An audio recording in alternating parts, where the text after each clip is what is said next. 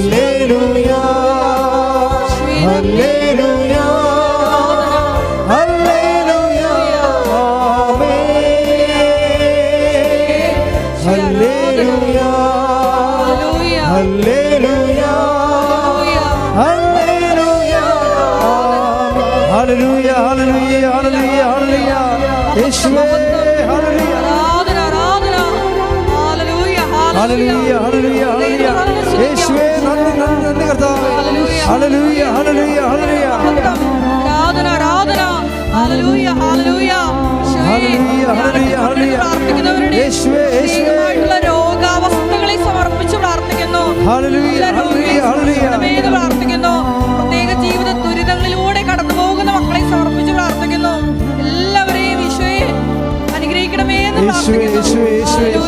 Hallelujah ഹല്ലേലൂയ ഹല്ലേലൂയ hallelujah ആരാധന ആരാധന ഹല്ലേലൂയ ഹല്ലേലൂയ ഹല്ലേലൂയ യേശുവേ ആരാധന ആരാധന ആരാധന യേശുവേ മഹത്വം മഹത്വം ഹല്ലേലൂയ. പരിശുദ്ധ പരമ ദിവ്യകാരുണ്യത്തിന് ആരാധനയും സ്തുതിയും പുകഴ്ചയും ഉണ്ടായിരിക്കട്ടെ. പരിശുദ്ധ പരമ ദിവ്യകാരുണ്യത്തിന് ആരാധനയും സ്തുതിയും പുകഴ്ചയും ഉണ്ടായിരിക്കട്ടെ.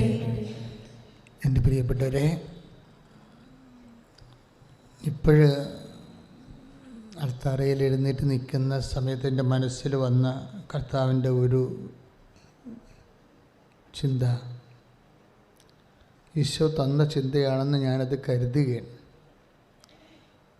അതായത് നിങ്ങൾ നല്ലവണ്ണം പ്രാർത്ഥിക്കുന്നവരാണ് പലരും ഇതിൽ, മുടങ്ങാതെ കുടുംബപ്രാർത്ഥന നടത്തുന്നവരും കുറേ നല്ല ധ്യാനങ്ങളിലൊക്കെ പങ്കെടുത്ത് അരൂപി പ്രാപിച്ചവർ ഇതിലുണ്ടെന്നാണ് ഒരു സൂചന. വ്യക്തിപരമായിട്ടും പ്രാർത്ഥിക്കുന്നവരും തീർത്ഥാടനങ്ങളിൽ പങ്കെടുക്കുന്നവരുമൊക്കെയാണ്. നിങ്ങളെക്കുറിച്ച് പലർക്കും നല്ല സ്പിരിച്വൽ അസസ്മെൻ്റ് ഉണ്ട്. നിങ്ങളെക്കുറിച്ച് തന്നെ ഒരു കോൺഫിഡൻസ് ഉണ്ടെന്നാണ് ഈശോ പറയണത്, നല്ല അസസ്മെൻ്റ് ഉണ്ടെന്ന്. പക്ഷേ when we come to the covenant prayer, നമ്മൾ ഒരു കവനൻ്റ് പ്രേയറിലേക്ക് വരുമ്പോൾ നിങ്ങൾക്ക് ഫസ്റ്റ് ഡിസ്പോസിഷൻ വേണ്ടത് നിങ്ങൾ സീറോയിൽ നിന്ന് തുടങ്ങണ പോലെ തുടങ്ങണം. കശ്മി സീറോയിൽ നിന്ന് ഡിവൈഡ് ഓഫ് യുവർ മെറിറ്റ്സ്. എന്താ പ്രോബ്ലം വെച്ച് കഴിഞ്ഞാൽ, ഉടമ്പടി ബേസിക്കായിട്ട് നോട്ട് ബൈ മെറിറ്റിലാണ് വർക്ക് ചെയ്യുന്നത്. അപ്പം നിങ്ങൾ പറയുന്ന നിങ്ങളുടെ സ്പിരിച്വൽ കപ്പാസിറ്റി അതൊരു മെറിറ്റായിട്ട് വരും, യോഗ്യത. അതുകൊണ്ട് തന്നെ നിങ്ങൾ ഈശോയോട് ഒരു രാജിക്ക് തയ്യാറാകണം. കർത്താവേ, ആസ് യു നോ, നിനക്കറിയാവുന്ന പോലെ എനിക്ക് കുറച്ച് വിശ്വാസമുണ്ട്, ഭക്തിയുണ്ട്, ഞാൻ നീയുമായിട്ട് കുറച്ച് ബന്ധമുണ്ട്, ഞാൻ നിനക്ക് വേണ്ടി ഒത്തിരി ജോലി ചെയ്യുന്നയാളാണ്, നിൻ്റെ പ്രതി നിൻ്റെ ജീവിതത്തെ നിൻ്റെ വചനമനുസരിച്ചൊക്കെ ജീവിക്കാൻ വേണ്ടി എന്നോട് തന്നെ മൽപ്പിടുത്തം നടത്തുന്നയാളാണ്. That's okay. പക്ഷേ നൗ ഇപ്പോൾ മുതൽ ഞാൻ നീയുമായിട്ട് ഒരു ഉടമ്പടിയിലേക്ക് വരികയാണ്. It is just different thing. ഇതൊരു ഡിഫറെൻറ്റ് തിങ്ങാണ്. നമ്മൾ മറ്റ് ഏതെങ്കിലും ഇന്ന് വരെ നമുക്ക് പരിചിതമായ പ്രാർത്ഥനാ രീതികളുമായിട്ട് ഇതിന് എസെൻഷ്യൽ റിലേഷൻസ് ഇല്ല. അതാണ് ഇതിൻ്റെ ഒരു പ്രത്യേകത. അതുകൊണ്ട് നമ്മൾ അങ്ങനെയുള്ള മുൻവിധികളുണ്ടെങ്കിൽ അതിനോട് രാജി പറഞ്ഞിട്ട് നമ്മൾ ഒന്നേന്ന് തുടങ്ങണം. തുടങ്ങി വെച്ച് കഴിഞ്ഞാൽ ദിസ് ഈസ് എ ബൈലാറ്ററൽ എഗ്രിമെൻ്റാണ്. നമുക്കറിയാം, ദൈവം എപ്പോഴും കൊതിക്കുന്ന ദൈവത്തിൻ്റെ ഒരു സ്വപ്നമാണ് ഈ കവനൻ്റ് എന്ന് പറയണത്. ഞാനീ പട്ടമൊക്കെ ആഘോഷിക്കുന്ന കാര്യം, പട്ടത്തെ ഞാനൊരു കവനൻ്റായിട്ട് ആദ്യം മുതലേ കണ്ടത് കൊണ്ടാണ്. ഇപ്പം ഞാൻ ഉടുപ്പൊന്നും മാറ്റത്തില്ല, സാധാരണഗതിയിൽ സ്വഭാവസ്ത്രം മാറ്റത്തില്ല. ഇൻ കേസ് സാഹിത്യ അക്കാദമി പഠിക്കാൻ പോയപ്പോൾ അവിടുത്തെ ക്ലോസറ്റ്സ് ലാട്രിനൊക്കെ അത്ര ഗുണമുള്ളതല്ലാത്ത കൊണ്ട് അപ്പം മാത്രമാണ് ഞാൻ പിന്നെ ട്രെയിനിലൊക്കെ പോകുമ്പോൾ കിടക്കാൻ നേരത്ത് ചില സമയത്ത് ഉടുപ്പിട്ടൊക്കെ തന്നെ കിടക്കും. അവിടുത്തെ സിറ്റുവേഷൻസ് മോശമാണെങ്കിൽ ഞാൻ പാൻസിട്ട് ആണ് ചിലപ്പോൾ ട്രെയിനിൽ കിടക്കുന്നത്. അതെന്താ കാര്യം വെച്ച് കഴിഞ്ഞാൽ, സഭാവസ്ത്രം വാങ്ങിക്കുന്ന മുമ്പ് ഞാൻ ഈശോയുമായിട്ടൊരു എഗ്രിമെൻ്റ് ചെയ്തായിരുന്നു, 2 എഗ്രിമെൻ്റ് ചെയ്തായിരുന്നു. ഒന്ന്, മെത്രാനച്ഛൻ എന്നാ പറഞ്ഞാലും മോതിരം കുത്തി പോരുകയുള്ളൂ, അതിനെതിരെ ഒരു വാക്ക് സംസാരിക്കത്തില്ലെന്ന് കവനൻ്റ് പറഞ്ഞായിരുന്നു സഭ. അതാണ് കർത്താവ് എന്നെ ഇത്രയും അനുഗ്രഹിച്ചതിൻ്റെ ഒരു കാരണം. മെത്രാനച്ഛനെ അത് ഞാൻ ഡീക്കനായപ്പോൾ തന്നെ പരിശുദ്ധാത്മാവ് എനിക്ക് തന്നൊരു നോട്ടാണ്. അപ്പോസ്റ്റലിന് എന്നാ പറഞ്ഞാലും നീ കേട്ടാൽ മതിയെന്ന്. അപ്പോൾ അപ്പോസ്റ്റൽ എന്നാ പറഞ്ഞാലും ഞാൻ കേൾക്കുക മാത്രമേ ഉള്ളൂ. അത് കാരണം ഭയങ്കര ദുരിതം പിടിച്ച ഇടവകയിലൊക്കെ എന്നോട് പോകാൻ പറഞ്ഞിട്ടുണ്ട്. അവിടെ എനിക്ക് വെച്ച് തട്ടും കിട്ടിയിട്ടുണ്ട്. പക്ഷേ എന്നാലും ഞാനൊരു അക്ഷരം പോകാൻ പറ്റത്തില്ലെന്ന്, അത് ബുദ്ധിമുട്ടാണെന്ന് പറയത്തില്ല. It's A covenant. നമ്മുടെ റിലേഷൻ ദൈവമായിട്ടുള്ളത് ഒരു ഉടമ്പടിയാണ്. നമ്മൾക്ക് ഉടമ്പടിയോട് വരുന്നത്, എൻ്റെ മക്കളൊരു വിശ്വസ്തത. ഞാനൊന്ന് പറയട്ടെ, നിങ്ങൾ നെഞ്ചത്ത് കൈവച്ചേ. കർത്താവായ ഈശോയെ, ഞങ്ങൾ ആയിരിക്കുന്ന ഉടമ്പടിയിലെ അങ്ങയോട് അങ്ങയുടെ കൃപാവരത്താൽ അങ്ങ് ആഗ്രഹിക്കുന്ന രീതിയിൽ വിശ്വസ്തത പാലിക്കുവാൻ എന്നെ അനുഗ്രഹിക്കണമേ. എൻ്റെ കുടുംബത്തെ അനുഗ്രഹിക്കണമേ. സ്തുതിക്കട്ടെ. ഹല്ലേലൂയ. പരിശുദ്ധ പരമദിവ്യകാരുണ്യത്തിന് ആരാധനയും സ്തുതിയും പുകഴ്ചയും ഉണ്ടായിരിക്കട്ടെ. എൻ്റെ പ്രിയപ്പെട്ടവരെ, അപ്പോഴ് നമ്മൾ പഴയ നിയമങ്ങൾക്കുള്ള വാഗ്ദാനം എന്താണ്? അതായത് പഴയ നിയമങ്ങളിലെല്ലാം ദൈവം ഒരു സമൂഹത്തെ വീണ്ടെടുക്കാൻ വേണ്ടി വ്യക്തികളുമായിട്ടാണ് ഉടമ്പടി ചെയ്യണത്. ക്ലിയർ അല്ലേ? ഒരു സമൂഹത്തെ വീണ്ടെടുക്കാൻ വേണ്ടി വ്യക്തികളുമായിട്ട് ഉടമ്പടി ചെയ്യാം. അപ്പോൾ ഒരു വീണ്ടെടുപ്പ് വിഷയം വരുമ്പോൾ വില്ലനായിട്ട് വരുന്ന രണ്ട് കണ്ടൻറ്റുകളുണ്ട്. ഒന്ന് സ്പേസും രണ്ടാമത്തെ ടൈമുമാണ്.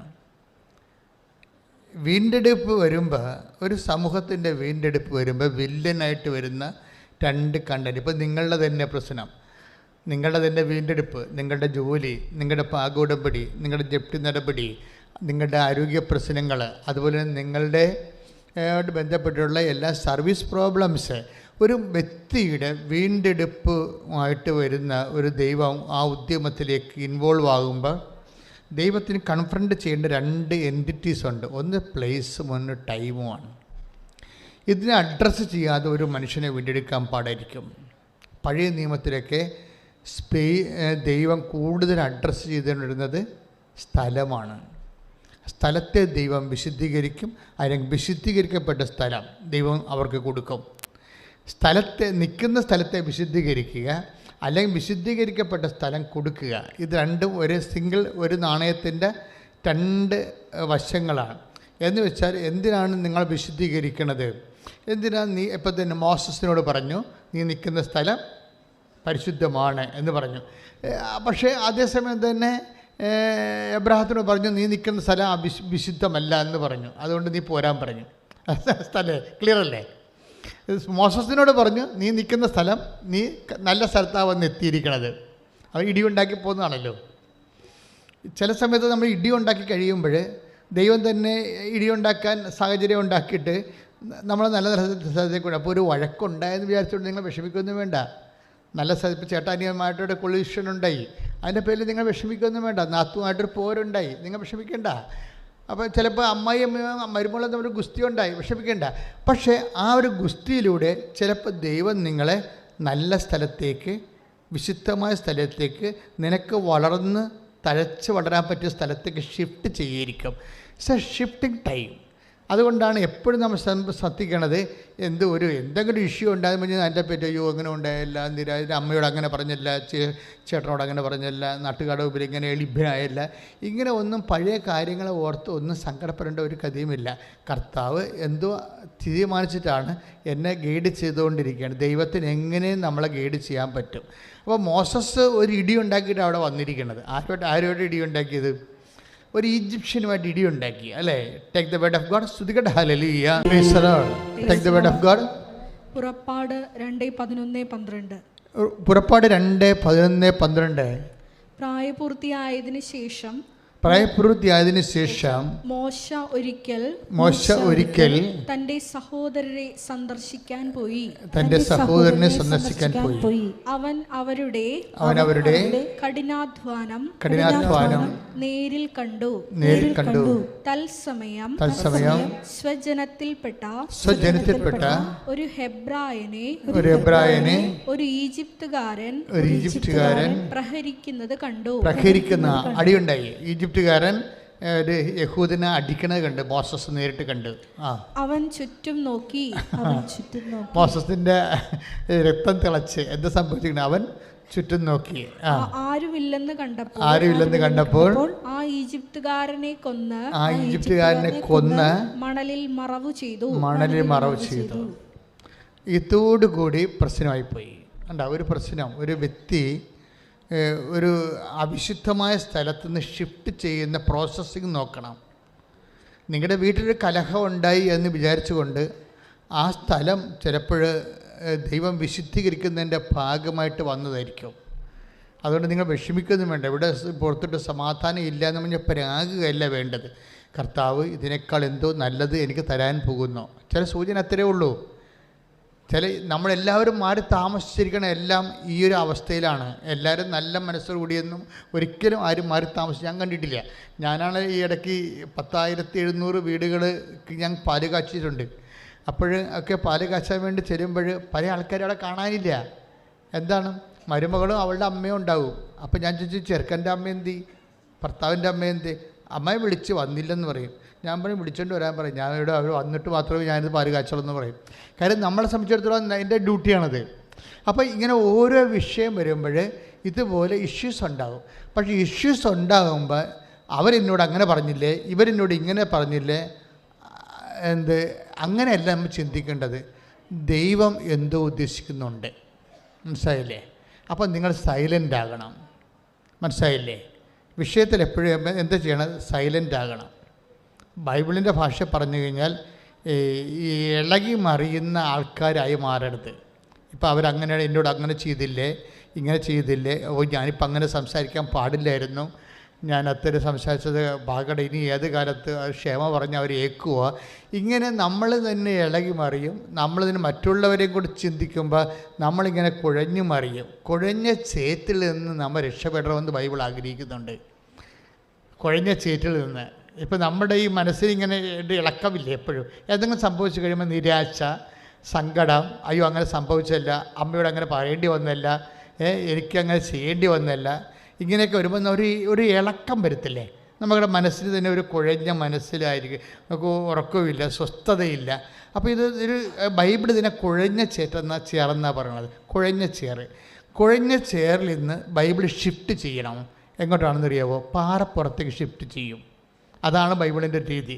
കുഴഞ്ഞ ചേറായിരിക്കും. കുഴഞ്ഞ ചേറാണ് നിൻ്റെ മനസ്സിങ്ങനെ ചെയ്തു പോയ തെറ്റിനെ ഓർത്തിങ്ങനെ കുഴഞ്ഞു മറിഞ്ഞിരിക്കുകയാണ്. നിരാശയും സങ്കടവും കുറ്റബോധവും എല്ലാമായിട്ട്, ചിലപ്പോൾ വൈരാഗ്യവും, ചിലപ്പോൾ പകയും പ്രതികാരവും. അപ്പോൾ ഇതിന് ബൈബിൾ വിളിക്കണ പേര് കുഴഞ്ഞ ചേറെന്നാണ് വിളിക്കണത്. ഇന്ന് ഈ കുഴഞ്ഞ ചേറ്റ് വെച്ച് ദൈവം ഒന്നും ചെയ്യത്തില്ല. ക്ലിയറാണ്. കുഴഞ്ഞ ചേരിൽ ദൈവം എന്ത് ചെയ്യുന്നത്? ദൈവം പറയുന്നത് ഷിഫ്റ്റ് ചെയ്യാൻ നോക്കും. ദൈവം എങ്ങോട്ട് ഷിഫ്റ്റ് ചെയ്യും? പാറപ്പുറത്തേക്ക് ഷിഫ്റ്റ് ചെയ്യും. അതാണ് സങ്കീർത്തനം പറയണത്. സങ്കീർത്തനം 42. ശ്രുതികട ഹല്ലേലൂയ. ശുദ്ധ പരമ ദിവ്യകാരുണ്യത്തിന് ആരാധനയും സ്തുതിയും പുകഴ്ചയും ഉണ്ടായിരിക്കട്ടെ. സങ്കീർത്തനം 42.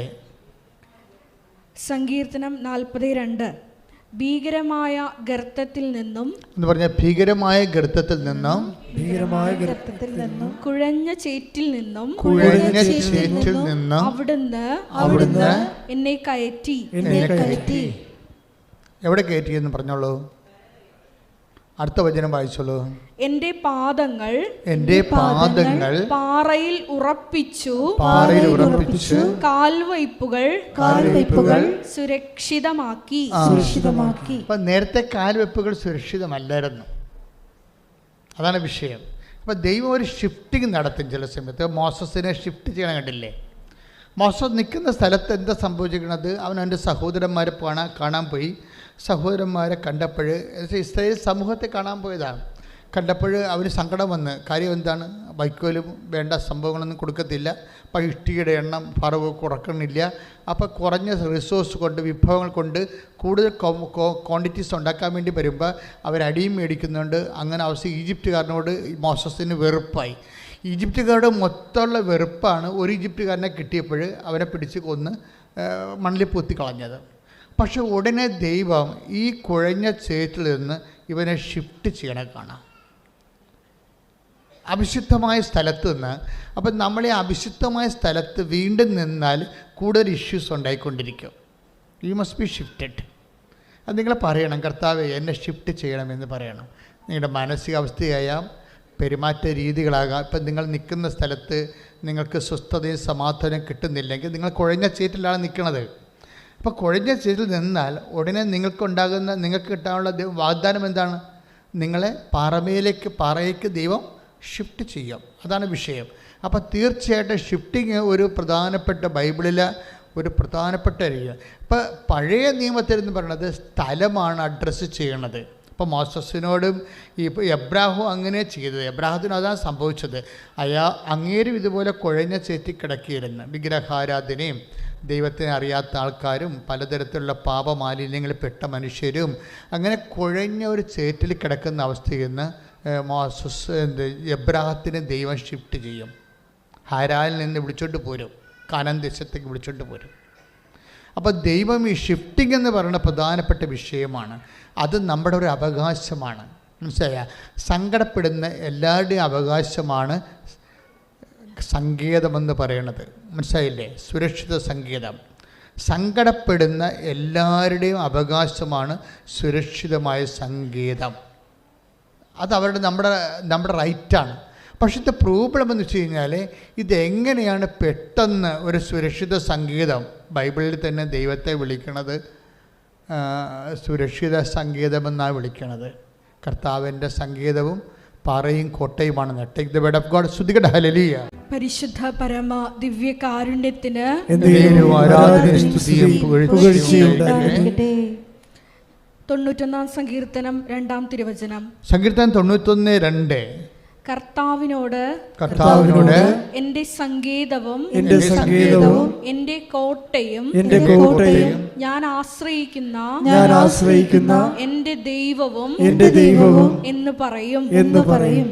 കർത്താവ് ആണ് ഈ പാറയെന്ന് പറയുന്ന ആള്. സങ്കേതം എന്ത് സംഭവിച്ച ഈജിപ്തുകാർ ഇപ്പം ഈ 91 സങ്കീർത്തനം ഇല്ലേ, അതൊരു യുദ്ധ സങ്കീർത്തനത്തിൻ്റെ ഒരു യുദ്ധകാല പരിസ്ഥിതിയിൽ എഴുതിയ ഒരു സങ്കീർത്തനമാണ്. നമുക്ക് വാർ ടൈമില്ലേ, വാർ റൂം എന്നൊക്കെ പറയുന്നത്, വാർ ടൈം എന്നൊക്കെ പറഞ്ഞിട്ട് ഒരു യുദ്ധകാല പരിസ്ഥിതിയിൽ കുരുക്കപ്പെട്ട ഒരു സങ്കീർത്തനമാണ്. അതിൻ്റെ അകത്താണ് പറക്കുന്ന അസ്ത്രമൊക്കെ വരണത്. അതിൽ നിന്നാണ് പറഞ്ഞിരിക്കുന്നത് കർത്താവ് എൻ്റെ റീഡ് അഗെയിൻ കർത്താവിനോട് എന്റെ സങ്കേതവും എന്റെ കോട്ടയും ഞാൻ ആശ്രയിക്കുന്ന എന്റെ ദൈവവും എന്ന് പറയും. അപ്പൊ നിങ്ങള് സങ്കീർത്തനം കേട്ടിട്ട് പറയണ്ട, സ്വന്തമായിട്ടൊന്ന് പറഞ്ഞേ, കർത്താവ് എന്റെ സങ്കേതവും എന്റെ കോട്ടയുമാണ്. അതെന്താ ഞാൻ ആശ്രയിക്കുന്ന എൻ്റെ സങ്കേതവും കോട്ടയും എന്ന് പറഞ്ഞ കാരണം അത് യുദ്ധകാല പരിസ്ഥിതിയിലാണ്. ഒരു ഇസ്രയേലിലൊരു യുദ്ധം ഉണ്ടായിക്കഴിഞ്ഞാൽ ആൾക്കാർ ഇപ്പോൾ തന്നെ ഈശോ പറഞ്ഞിട്ടില്ലേ, എന്താണ്, നിങ്ങളെ യൂദയായിൽ നിങ്ങളെ പീഡിപ്പിക്കുമ്പോൾ നിങ്ങൾ മലമുകളിലേക്ക് പോകട്ടെ എന്ന് പറയുന്നതെന്ന് വെച്ചാൽ മലമുകളിലൊക്കെ ഒത്തിരിയേറെ ഇതുപോലെ സങ്കേതങ്ങളുണ്ടാവും.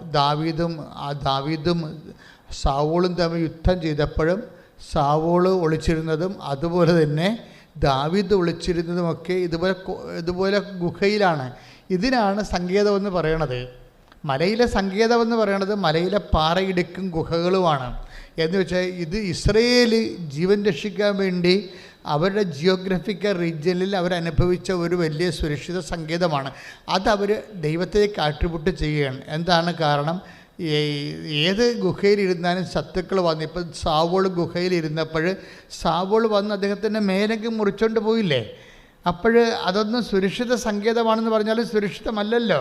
പക്ഷേ സുരക്ഷിതമായ സങ്കേതം കർത്താവ് മാത്രമാണ്. കൈയിടിച്ച് കർത്താവിനെ സ്തുതിക്കട്ടെ. ശുദ്ധ പരമദിവ്യകാരുണ്യത്തിന് ആരാധനയും സ്തുതിയും പുകഴ്ചയും ഉണ്ടായിരിക്കട്ടെ. എൻ്റെ മക്കളെ, ഇത് വളരെ ശ്രദ്ധയോടെ കേൾക്കേണ്ട ഒരു വചനമാണ്. നിങ്ങൾ പാറ എന്ന് പറയുമ്പോൾ, ഒരു കോട്ട എന്ന് പറയുമ്പോൾ ഇവിടെ ഇതൊന്നും അല്ല പ്രശ്നം. അതായത് കർത്താവിനെയാണ് ഇവർ പാറ എന്ന് വിളിക്കുന്നത്. എന്ന് വെച്ച് കഴിഞ്ഞാൽ ഈ നാശക്കുഴിയാണ്, കുഴഞ്ഞ ചേറെന്ന് പറഞ്ഞ നാശക്കുഴിയാണ്. എപ്പോഴും ആണ്ടുപോകാൻ നമ്മൾ ചിലപ്പോൾ ദുഃഖത്തിൽ ആണ്ടുപോകും, ചിലപ്പോൾ പ്രതികാരത്തിൽ ആണ്ടുപോകും, ചിലപ്പോൾ മ്ലേച്ഛതകളിൽ ആണ്ടുപോകും. അങ്ങനെയുള്ള സ്ഥലങ്ങളിൽ ദൈവത്തിന് പ്രവർത്തിക്കാൻ പറ്റാതെ വരും. That is the problem. അപ്പോൾ ദൈവത്തിന് സഹകരിക്കാൻ പറ്റുന്ന ഒരു ഇടത്തിലേക്ക് നിങ്ങളെ ഷിഫ്റ്റ് ചെയ്യണത്. അതാണ് എപ്പോഴും നിങ്ങൾ ശ്രദ്ധിക്കേണ്ടത്. അത് മോസസിന് പ്രതികാരം, വൈരാഗ്യം, മത്സരം, അങ്ങനെ കുഴഞ്ഞ ചേറ്റിൽ നിന്ന് ഇവനെ ഹൊറേബിലേക്ക് ഷിഫ്റ്റ് ചെയ്യും. ഈജിപ്തിൽ നിന്ന് ഹൊറേബിലേക്ക് ഷിഫ്റ്റ് ചെയ്യുമ്പോൾ ദൈവം പറഞ്ഞ വാക്ക് എന്താണ്?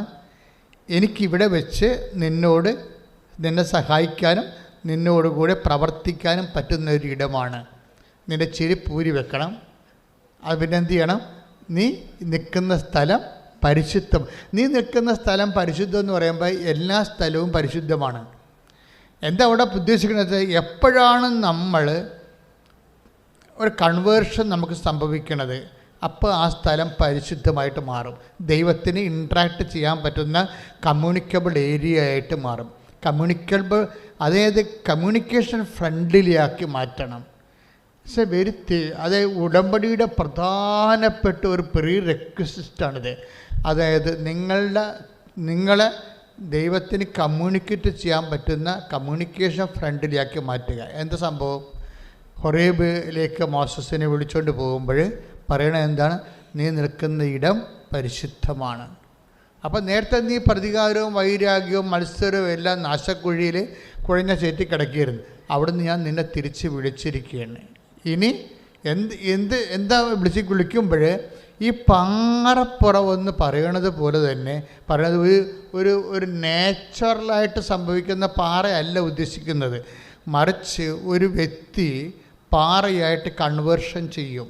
അതാണ് വിഷയം. നമ്മളൊരു പാറയായിട്ട് കൺവേർട്ട് ചെയ്യും. ഇവിടെയാണ് കമ്മ്യൂണിക്കേഷൻ സംഭവിക്കുന്നത്. ഇപ്പോൾ ഉദാഹരണത്തിന്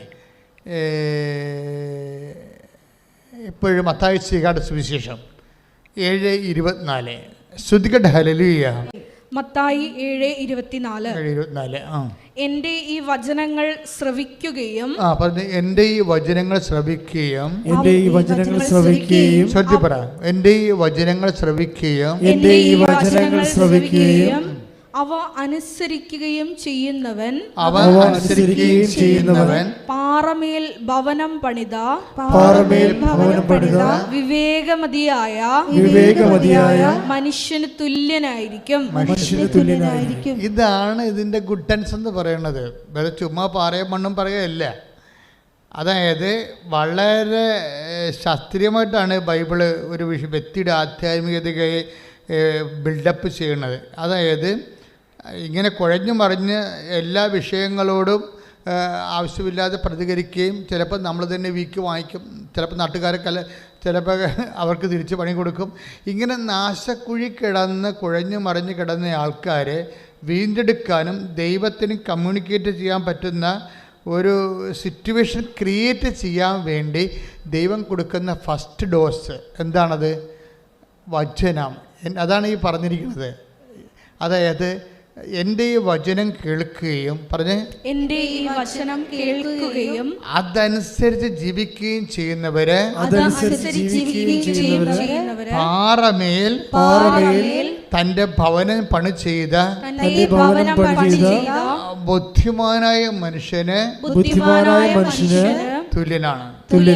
അപ്പോഴേ എന്ത് സംഭവിച്ചു കഴിഞ്ഞാൽ ഒരു വ്യക്തി അവൻ പലതരത്തിൽ ദൈവത്തിൻ്റെ വചനം നിരാകരിച്ചുകൊണ്ട് അവൻ്റെ സ്വന്തം ബുദ്ധിയിലും ശക്തിയിലുമൊക്കെ ആശ്രയിച്ച് ഓരോരോ കാര്യങ്ങൾ ചെയ്ത് കൂടുതൽ കുഴപ്പവും മുറിവുകളും ഒക്കെ ഉണ്ടാക്കി നാശക്കുഴി കിടക്കുന്ന അവസ്ഥയിൽ നിന്ന് ദൈവം ഇവന് ഷിഫ്റ്റ് ചെയ്യുമ്പോൾ ഫസ്റ്റ് ചെയ്യണത് അവനോട് പറയും ദൈവവചനം അനുസരിച്ച് ജീവിതം പുനഃക്രമീകരിക്കാൻ ചെയ്യും. That is covenant. മനസ്സിലായില്ലേ? ഇവിടെയാണ് കവനൻറ്റ് വരണത്. ഉടമ്പടി വരുന്നത് അങ്ങനെയാണ്. നാശക്കുഴിയിൽ നിന്നുള്ള രക്ഷിക്കുന്നതിന് ദൈവത്തിൻ്റെ ഒരു മെത്തേഡാണ് ഉടമ്പടി. അപ്പോൾ ദൈവം പറയും, എനിക്ക് നിനക്ക് കമ്മ്യൂണിക്കബിളായിട്ട് ഇപ്പം നമ്മൾ ചിലരോട് മൊബൈൽ വിളിക്കുമ്പോൾ പറയും നിങ്ങൾ റേഞ്ചുള്ള സ്ഥലത്തേക്ക് മാറി നിൽക്കാൻ പറയത്തില്ലേ? അതാണ് സംഭവം. ഇത്രയേ ഉള്ളൂ കാര്യം. നമ്മൾ ഒരാളുമായിട്ട് മൊബൈൽ സംസാരിക്കുക പറയും, നമ്മൾ കീ കൂക്കൂ എന്നൊക്കെ പറഞ്ഞ് കേൾക്കുമ്പോൾ പറയും, ഏയ് നിങ്ങൾ റേഞ്ചുള്ള സ്ഥലത്തേക്ക് മാറി നിൽക്കാൻ പറയും. എന്താ കാര്യം? ദൈവം അത്രേ ഉദ്ദേശിക്കുന്നുള്ളൂ. നിങ്ങൾ ഷിഫ്റ്റ് ചെയ്യും. ദൈവത്തിന് കമ്മ്യൂണിക്കേറ്റ് റേഞ്ചുള്ള സ്ഥലത്തേക്ക് നമ്മൾ മാറ്റി നിർത്തും. മോസസിന് റേഞ്ചില്ലാത്ത സ്ഥലത്ത് നിന്ന ആളാണ് മോസസ്. എബ്രാഹിം റേഞ്ചില്ലാത്ത സ്ഥലത്ത് നിന്ന ആളാണ്. കാര്യം വല്ല മഹാപോക്രികളായിരുന്നു. മഹാപോക്രികളുടെ കൂടെ ജീവിച്ചു കഴിഞ്ഞാൽ ദൈവത്തിന് അവനോട് ഇൻട്രാക്ട് ചെയ്യാൻ പറ്റത്തില്ല. അത് വിഷയമാണ്. അത് വിട്ടുപോരാൻ പറയും. അതുകൊണ്ട് വിട്ടുപോരാൻ ലോത്തിനോടൊക്കെ പറയത്തില്ലേ, നിങ്ങൾ അവരെ വിട്ടുപോരാനൊക്കെ പറയത്തില്ലേ? അതായത് എപ്പോഴും ചില സമയത്ത് ദൈവത്തിന് take the word of God വിട്ടു പോരുക. ശ്രുതികട്ടെ ഹല്ലേലൂയ. യേശുവേ നന്ദി, ഹല്ലേലൂയ, ഹല്ലേലൂയ. യേശുവേ ആരാധന, ആരാധന, ആരാധന. ഹല്ലേലൂയ, ഹല്ലേലൂയ, ഹല്ലേലൂയ, ഹല്ലേലൂയ, ഹല്ലേലൂയ. യേശുവേ നന്ദി, യേശുവേ സ്തുതി, ഹല്ലേലൂയ, ഹല്ലേലൂയ, ഹല്ലേലൂയ, ഹല്ലേലൂയ, ഹല്ലേലൂയ. യേശുവേ സ്തുതി, ഹല്ലേലൂയ. ഉൽപ്പത്തി 19:14. ഉടനെ ലോത്ത് തൻ്റെ പുത്രിമാരെ വിവാഹം ചെയ്യാൻ എന്നവരുടെ അടുത്ത് ചെന്ന് പറഞ്ഞു, എഴുന്നേറ്റ് ഉടനെ ഈ സ്ഥലം വിട്ടുപോവുക, കർത്താവ് ഈ നഗരം നശിപ്പിക്കാൻ പോവുക. അപ്പോൾ കർത്താവ് നശിപ്പിക്കാൻ പോകുന്ന സ്ഥലത്ത് നിന്ന് വിട്ടുപോരാൻ ഷിഫ്റ്റ് ചെയ്യാൻ പറയും. അതായത് നമ്മൾ തിന്മകളിലാണെന്നെങ്കിൽ അവിടെ എപ്പോഴായാലും നാശം വരും. ദൈവത്തിന് കമ്മ്യൂണിക്കേറ്റ് ചെയ്യാൻ പറ്റത്തില്ല. അതാണ് പ്രശ്നം. ദൈവത്തെ കമ്മ്യൂണിക്കേറ്റ് ചെയ്യാൻ പറ്റത്തില്ല. അപ്പം നിങ്ങളുടെ തിന്മയുടെ ഒരു അവസ്ഥയിലാണ്, കെട്ടുപാടിലാണ്, ചുറ്റുപാടിലാണെന്നുണ്ടെങ്കിൽ എൻ്റെ മക്കളെ വിട്ടുപോരേണ്ടി വരും. ദൈവത്തിന് നിങ്ങളെ സഹായിക്കാൻ പറ്റത്തില്ല. അതാണ് വിഷയം. കമ്മ്യൂണിക്കബിൾ റേഞ്ചുള്ള ഏരിയയിലല്ല നിൽക്കണത്. നിങ്ങൾ നിങ്ങളുടെ വിശ്വാസം നിരക്കാത്ത പ്രണയത്തിലും മറ്റു കാര്യങ്ങളൊക്കെ കുടുങ്ങിക്കിടക്കണമെന്നുണ്ടെങ്കിൽ നിങ്ങൾ ശരിക്കും മുട്ടയെന്ന് കർത്താവിൻ്റെ കണ്ണീരോടെ പ്രാർത്ഥിക്കണം. കർത്താവ് ഞാൻ അകപ്പെട്ടതാണ്, അല്ലെങ്കിൽ എന്നെ അകപ്പെടുത്തിയതാണ്. ഇപ്പം എനിക്ക് ഞാൻ ചെയ്യണ എല്ലാം ശരിയാണെന്ന് പറഞ്ഞുകൊണ്ടിരിക്കുകയുണ്ട്. ആണല്ലേ പെണ്ണല്ലേ, രണ്ട് ജാതിയല്ലേ, പിന്നെ അടുത്ത് വേറെ എന്നാ നോക്കാനാണ് എന്ന് പറയാം. അങ്ങനെ നോക്കി അപ്പം നമ്മൾ ആ രീതി പെട്ടിരിക്കുകയാണ് സാധനം. നമ്മൾ പെട്ടതാണ്. ആണുമല്ലേ, ഇന്ന് രണ്ട് ജാതിയല്ലേ, ആണും പെണ്ണും രണ്ട് ജാതിയല്ലേ ഉള്ളൂ, പിന്നെ എന്താ ഇതിൻ്റെ അത് വേറെ, അതൊക്കെ പിന്നെ മതക്കാരുണ്ടാക്കുന്ന സംഭവമല്ലേ. പക്ഷേ വിശ്വാസത്തെ സംബന്ധിച്ചിടത്തോളം ഈ പെട്ടെന്നുണ്ടായിട്ടുള്ള ഒരു ഹൈബ്രിഡ് ഉൽപ്പന്നമല്ല വിശ്വാസം. ആണോ? ഹൈബ്രിഡ് ഉൽപ്പന്നം അല്ലല്ല. ഇത് എത്രയോ വർഷങ്ങളായിട്ട് ഊതിക്കാച്ചിയ പൊന്നുപോലെ 10,000 ദൈവദാസന്മാരുടെ ജീവിതം കൊണ്ട് വിശുദ്ധീകരിച്ച് സ്ഫുടം ചെയ്ത ഏറ്റവും ശക്തമായ ഒരു ഉറപ്പുള്ള സ്ഥലത്താണ്. കാര്യം അതിൻ്റെ ഇപ്പം നമ്മുടെ വിശ്വാസത്തിൽ തന്നെ എന്തുമാത്രം ആസ്തിഭദ്രതയാണുള്ളത്. ഇപ്പോൾ ശബശാനോസിന് തിരുനാൾ ആഘോഷിക്കുന്ന സഭ അത് വൃത്തികേടായിട്ട് 50 പെരുന്നാളാക്കി മാറ്റി. അതിന് നമുക്ക് പണി വരുന്നുണ്ട്, അതിരിക്കട്ടെ, ഞാനത് പറയണില്ല. പക്ഷേ എന്താ പ്രോബ്ലം എന്ന് വെച്ച് കഴിഞ്ഞാൽ അത് എന്ത് പേക്കൂത്താണ് ഈ 50 പെരുന്നാളായിട്ട് നടത്തുന്നത്? ഊളപ്പാട്ടൊക്കെ പാടി, പൂളക്കള്ളൊക്കെ കുടിച്ച്, പൂളക്കള്ളം കുടിച്ച് ഊളപ്പാട്ടും പാടി പിശാസിനെ വേറെ ചെയ്തുകൊണ്ടിരിക്കുകയാണ്. അതുകൊണ്ട് സെബസ്ത്യാൻ 50 മുറിഞ്ഞ് ചത്തത് എന്തിനാണ്? ഈ മനുഷ്യൻ ദൈവമാണെന്ന് പറഞ്ഞിട്ട് മകളെ കെട്ടിച്ച് കൊടുക്കാവുന്ന ഡെക്കറേഷൻ പറഞ്ഞു, പറമ്പ് കൊടുക്കാമെന്ന് പറഞ്ഞു. തൻ്റെ പറമ്പും വേണ്ട എനിക്ക്, തൻ്റെ പെണ്ണിനെയും വേണ്ട, ഞാൻ വിശ്വസിക്കുന്നത് നിത്യജീവന് വേണ്ടിയാണ് എന്ന് പറഞ്ഞുകൊണ്ട് വിരുമാറ് കാണിച്ചു കൊടുക്കുന്ന ഒരു മനുഷ്യൻ, അവൻ ക്രിസ്തുവിന് വേണ്ടി രക്തസാക്ഷിയായപ്പോൾ അവന് വേണ്ടി വേലപ്പട്ടിനെ കാണിച്ചു കഴിഞ്ഞാൽ അവനൊക്കെ വെറുതെ വിടുക ദൈവം. അപ്പം അതുകൊണ്ട് ഇങ്ങനെയുള്ള അനാചാരങ്ങൾ ഇന്നല്ലെങ്കിൽ നാളെ സഭയിൽ നിന്ന് മാറ്റേണ്ടതാണ്. ശ്രുതിക്കട്ടെ ഹല്ലേലൂയ. ഹല്ലേലൂയ, ഹല്ലേലൂയ, ഹല്ലേലൂയ, ഹല്ലേലൂയ, ഹല്ലേലൂയ, ഹല്ലേലൂയ. യേശുവേ സ്തുതി, ഹല്ലേലൂയ, ഹല്ലേലൂയ. എന്ന് പ്രാർത്ഥിക്കുന്നു. ആരാധന, കൈവീശിക്കൊണ്ട് ആരാധന യേശുവേ, ആരാധന, ആരാധന, ആരാധന യേശുവേ, ആരാധന. പരിശുദ്ധ പരമ ദിവ്യകാരുണ്യത്തിന് ആരാധനയും സ്തുതിയും പുകഴ്ചയും ഉണ്ടായിരിക്കട്ടെ. അപ്പോൾ കമ്മ്യൂണിക്കബിൾ ഏരിയ, റേഞ്ചുള്ള ഏരിയ, ദൈവത്തിന് നിങ്ങളെ രക്ഷിക്കാൻ കഴിയുന്ന ഇടത്തിലേക്ക്, അതാണ് ഉടമ്പടി ആദ്യം ചെയ്യണത്. ഉടമ്പടി എന്താ ചെയ്യണത്? അനുതപിക്കുക, അനുസരിച്ചാൽ നിങ്ങൾ അത്ഭുതം പ്രാപിക്കും. അതാണ് സംഭവം. ആദ്യം അനുതാപത്തിലേക്കാണ് വരുന്നത്. അപ്പം അതുകൊണ്ട് എന്താ ചെയ്യുന്നത്? അനുതാപം എന്ന് പറയുമ്പോൾ നമ്മുടെ ധ്യാന ഗുരുക്കന്മാർ പൊതുവെ പറയുന്ന ഒരു അനുതാപമല്ല. ഉടമ്പടിയിൽ അനുതാപം എന്ന് പറയുന്നത് ദൈവത്തിന് ഇൻട്രാക്ട് ചെയ്യാൻ പറ്റിയ തലത്തേക്ക് ഷിഫ്റ്റ് ചെയ്യണമെന്നതിൻ്റെ അർത്ഥം. ദൈവത്തിന് നിങ്ങളെ സഹായിക്കാൻ പറ്റുന്ന, നിങ്ങളോട് സംസാരിക്കാൻ പറ്റുന്ന, അതിന് കുറച്ച് വിട്ടു പോരേണ്ടി വരും. മനസ്സിലായേ? ലോത്തിൻ്റെ അപകടം എന്താ സംഭവിച്ചത്? ലോത്ത് കൂടാരം സൊദോം വരെ നീട്ടിയടിച്ചു. അതാണ് പ്രശ്നം. ലോത്തിൻ്റെ പ്രോബ്ലം അതല്ലേ? ലോത്ത് നശിക്കാനുണ്ടായിരുന്ന ഇടവ് എന്താണ്? ലോത്തിന് പിന്നീട് ഈ ജോർദാനൊക്കെ ലോത്തിന് ആകാൻ കാര്യം എന്താണ്? ദൈവത്തെ സംബന്ധിച്ചിടത്തോളം ജോർദാൻ കിട്ടിയോ അല്ലെങ്കിൽ മരുഭൂമി കിട്ടിയോ എന്നല്ല. മരുഭൂമി കിട്ടി, എബ്രാഹാം തെളിഞ്ഞു പോവുകയും ചെയ്തു. ജോർദാൻ അന്ന് നനച്ച് വളർത്തപ്പെട്ട പുരയിടങ്ങൾ കിട്ടിയ ലോത്ത് നശിക്കുകയും ചെയ്തു. എൻ്റെ മക്കളെ, നാശവും നന്മയൊക്കെ അന്തിമമായി തീരുമാനിക്കുന്ന കർത്താവാണ്. അപ്പോൾ കർത്താവിൻ്റെ വചനം അനുസരിച്ച് നമ്മുടെ ജീവിതം പുനഃക്രമീകരിക്കുമ്പോഴാണ് നമ്മുടെ പ്രതികൂല സാഹചര്യങ്ങളെ കർത്താവ് അനുകൂലമാക്കുന്നത്. പ്രൈസ്തലോട് ശ്രദ്ധിക്കട്ടെ. ഹല്ലേലൂയ. പരിശുദ്ധ പരമദിവ്യകാരുണ്യത്തിന് ബൈബിളിലെ ശക്തമായൊരു വേർഡാണ് ഞാൻ അന്വേഷിക്കുന്നത്. ലോത്ത് സൊദോം വരെ തൻ്റെ കൂടാരം നീട്ടി നിർമ്മിച്ചു. ലോത്തിൻ്റെ ജീവിതത്തിൽ വന്ന ഏറ്റവും വലിയ മിസ്റ്റേക്ക് അവരുടെ കൂട്ടുകെട്ടില്ലേ. സൊദോമിൻ നിവാസികളെക്കുറിച്ച് അറിയാമല്ലോ. ദൈവം നശിപ്പിക്കാൻ വേണ്ടി വെച്ചിരുന്ന ഒരു സമൂഹമാണ്. ഈ കാലങ്ങളിലെ ഏറ്റവും വലിയ സഭയിൽ സംഭവിച്ച ഈ കാലങ്ങളിലെ ഏറ്റവും വലിയ ദയനീയാവസ്ഥ എന്താണെന്ന് വെച്ച് കഴിഞ്ഞാൽ, ഹോമോസെക്സ്വൽസിൻ്റെ വിവാഹം ജർമ്മൻ മെത്രാന്മാർ ബ്ലസ് ചെയ്തതാണ്.